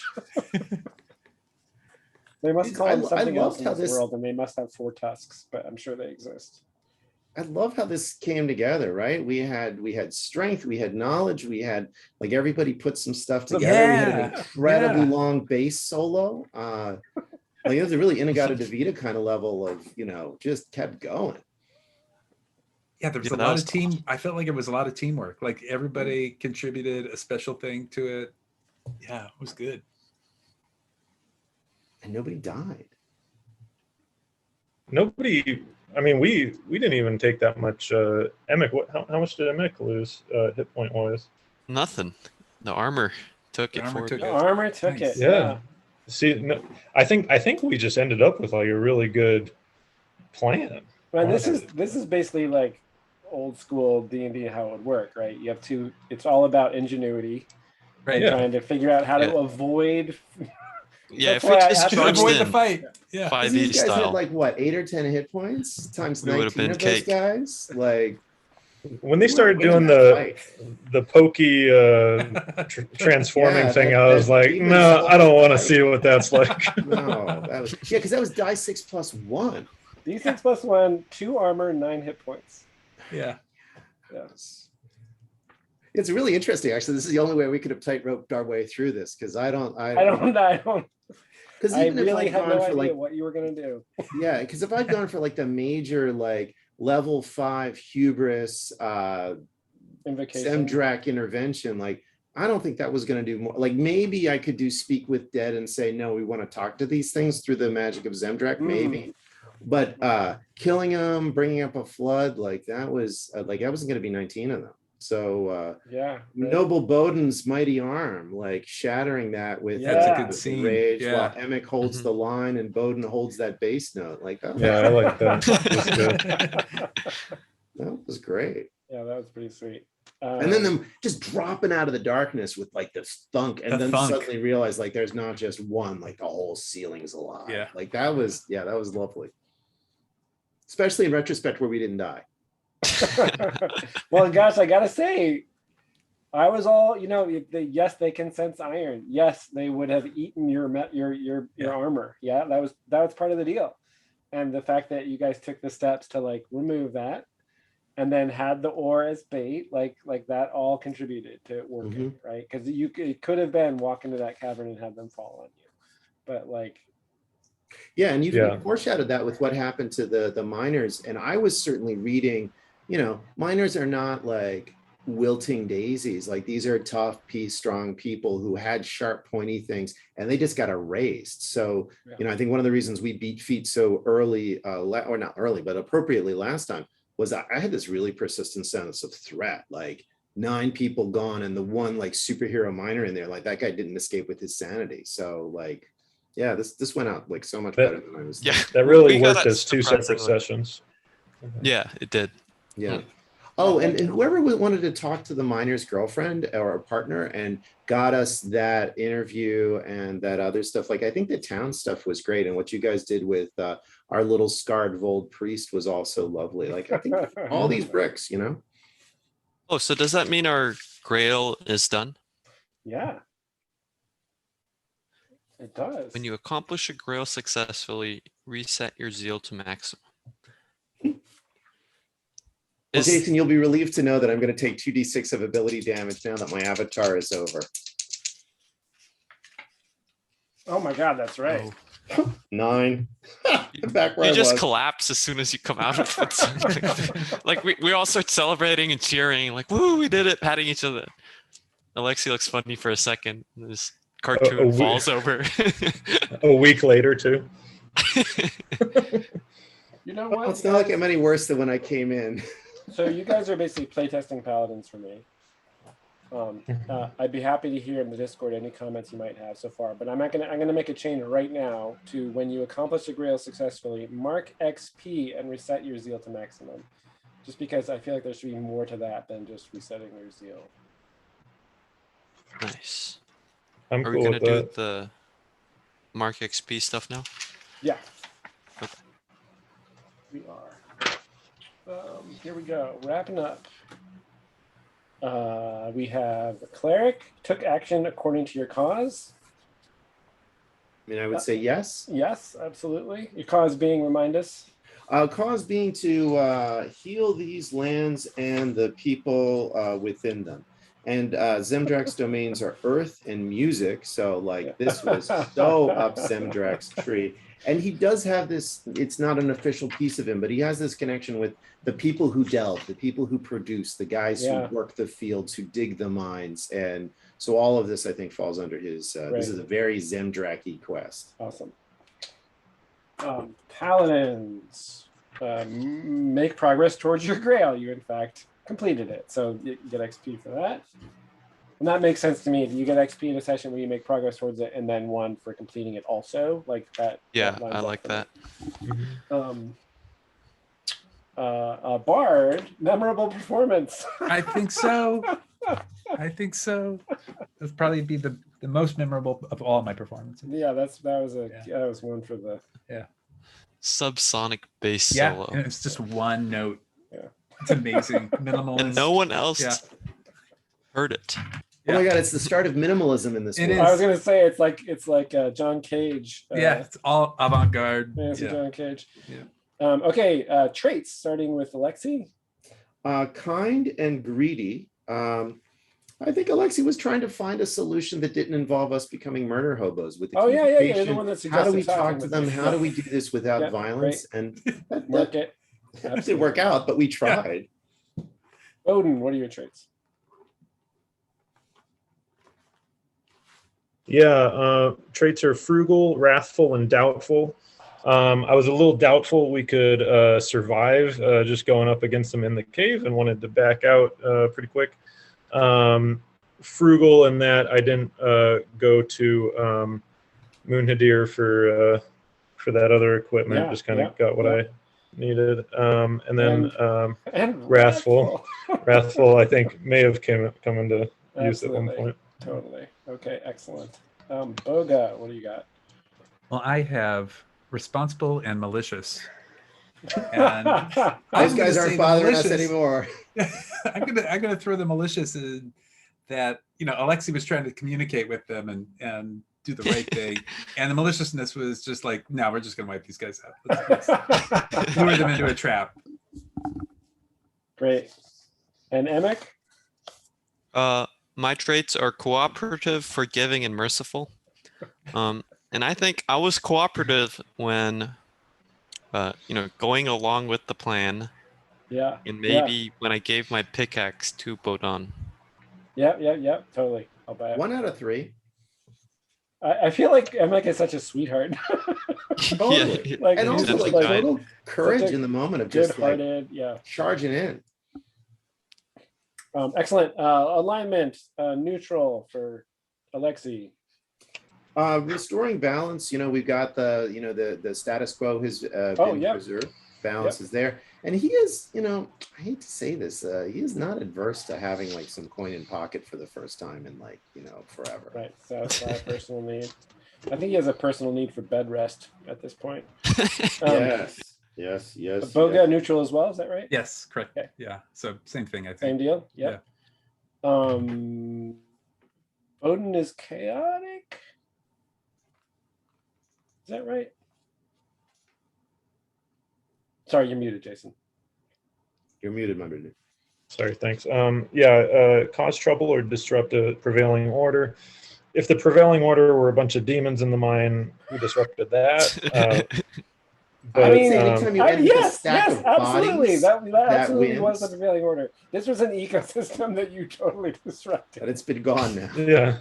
biome If the is prevailing depleted. order was not a lake, not an underground ocean. Right. Absolutely. And Emic, All right. you're good, right? Yep. Um, Help someone in need at your own expense. Oh yeah. You totally did. Absolutely. You defended everybody against the thing, and the I expense got being poked. you cannot reclaim your armor that you Bronze armor. you got to keep that bronze armor or buy yourself a new set of steel, because that now that those links are missing, you've Oh man. Oh, will we get back to Munhadir ahead of the resolution of the steel shortage? So can we arbitrage our steel equipment and sell it and then like rebuy it? you can totally do that. Are there steel futures? Work the market. Bodon would definitely do that. It's his frugalness. Of the frugalness, right. Maximize. Yeah, Okay. maybe. Did you make an exciting discovery? What I would would it be? We found that new cave system, and we found these things. Yeah. Okay. Yeah. And we Alive learned in how the to flesh. talk to them Yeah. Oh yeah. And- There and you go. They manipulate have- them. Yep. with subsonics. Excellent. 1 XP for everybody. Did you overcome a difficult obstacle? More than one. 1 XP for everybody. And did you acquire some memorable booty? I think 19 demon corpses worth 560 silver is memorable. What do they say? Quantity has a quality all of its own. Nice. I leveled up. Oh, awesome. I also leveled up. Yeah. Bing.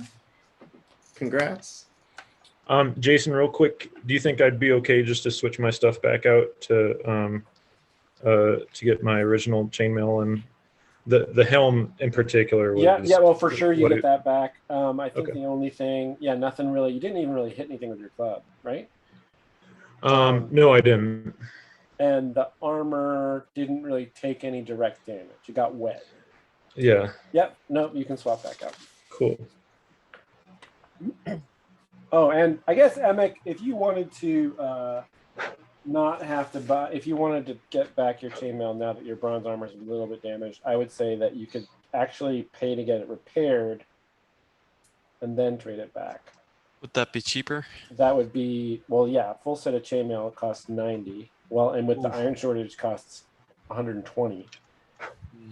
To get this bronze stuff repaired, it's not a major, I'm going to say it'll run you 10 silver pieces. Yeah, sure. I'll do that then. So pay for that, and then you can trade it back for your, Cool. And I'll get my Kapesh back. because oh yeah, you slashed at it with your sword. Yeah, the Okay. sword was fine. The sword was fine. In fact, it might be more valuable now. It's a sword that slew, or you can pretend that it slew a. Oh yeah. It has a legend. Jason, did these things have a name other than gravel pancake? Because I mean, it has magic to it, but the name I wrote down was just Iron Ooze. iron ooze. I mean, okay. they're the Black Devils of Demir. Is the Ah, that's colorful much name. better. Yeah. In our Like that after was action a premiere. report, definitely call it Black. Imagine how impressed the other members of the and- server will be when we say And we we killed 19 of them. killed 19 black demons of Dimir. Yeah. We can leave out the flood. Yeah, totally. Like, Single-handedly. of arms. Just mano a mano with the, Yes, right. Each of us took down like 5 of them. Yeah, almost On all her of own. these, Okay. Keep in mind that whenever you wrap up, you can also move your traits around a little bit. That's in the rules if you want to do that. It's part of the wrap up move, but it's too lengthy to go through as a group. So, but Okay. if there's like a trait that you're not hitting or you're uncomfortable with, or you want to maybe shift alignments, there's a way you can kind of do that procedurally. So Cool. every time you wrap up after a session, you can do that. The only requirement is that when you get a new trait, that it be something you acted on that session. So there's ways to shift your personality around. All right. Anything else in closing before we wrap up? Before we did just wrap up, before we say goodnight. You guys are awesome. This was super was really fun. good. This was I fun. loved the back and Yeah, that forth. was I great. love the teamwork. I love the energy was awesome. Yeah, Yeah. good time. Nice work. Like I said, And Jason, thanks, man. I was We like, get- how are they gonna? like you didn't Did have a not solution expect you worked to out for talk this. to them. I did not expect you to talk to them, but Yeah, to Alexi, Kevin's question, did you kind of randomly generate the situation, didn't have a solution in mind, or? so I generate the opportunity first, Right. and then it's just like, here's your contact. I know there's an iron shortage. I know it has to do with something in the mines, and then you guys are like, let's do that. And then my prep was like, okay, what's the problem? And then I, my next step was looking up medieval mines and how they worked, and I found an old engraving that had rough appearance of Demir with the tents and whatnot. And sort of figured out how the mine worked. And then I thought, well, what's the problem here? And then I think I rolled on a couple of random charts just for prompts. And then I rolled a random creature, and it just, slime or ooze was the creature. And then from there, I thought, well, what would it be? Oh, it would be eating the iron, and that's the problem. And that's how it kind of evolved. And as far as the quantity, I think that was a random roll. It was like in freebooters terms, it was like a mob, which is a certain number. So that's why there's as many as there. Like when I prep, I do the same thing. Like I prep the problem, not the solution. Yeah. The players can figure it out. Yeah. Because they always come up with cooler stuff than I can think of. Right. Exactly. Yeah. Just somebody has that quote, prep situations, not stories. Mhm. And then see what happens. Yeah. Set the stage. Thanks, man. We're just grateful for your time running this Yeah. as a judge. These bespoke portraits, like this vole with a little scar, like I feel I know that dude. And the multiple Ibn Aquin, like the foreman and the boss man and Man, all that. I like- need to get Kaleem to come out of this depressed shell. That's gonna be my mission next downtime. I'm That's gonna great. befriend that With guy, Kaleem. You guys can totally be buds. Let's see if you can make it happen. Yeah. even if it. All right. Well, I have to get going, but Okay. Yeah. Thanks. Yeah. Yeah, Thanks a lot, thanks, guys. everyone. Night, guys. That was Take great, care. guys. Take care. Have a Thank good you. night. Yeah.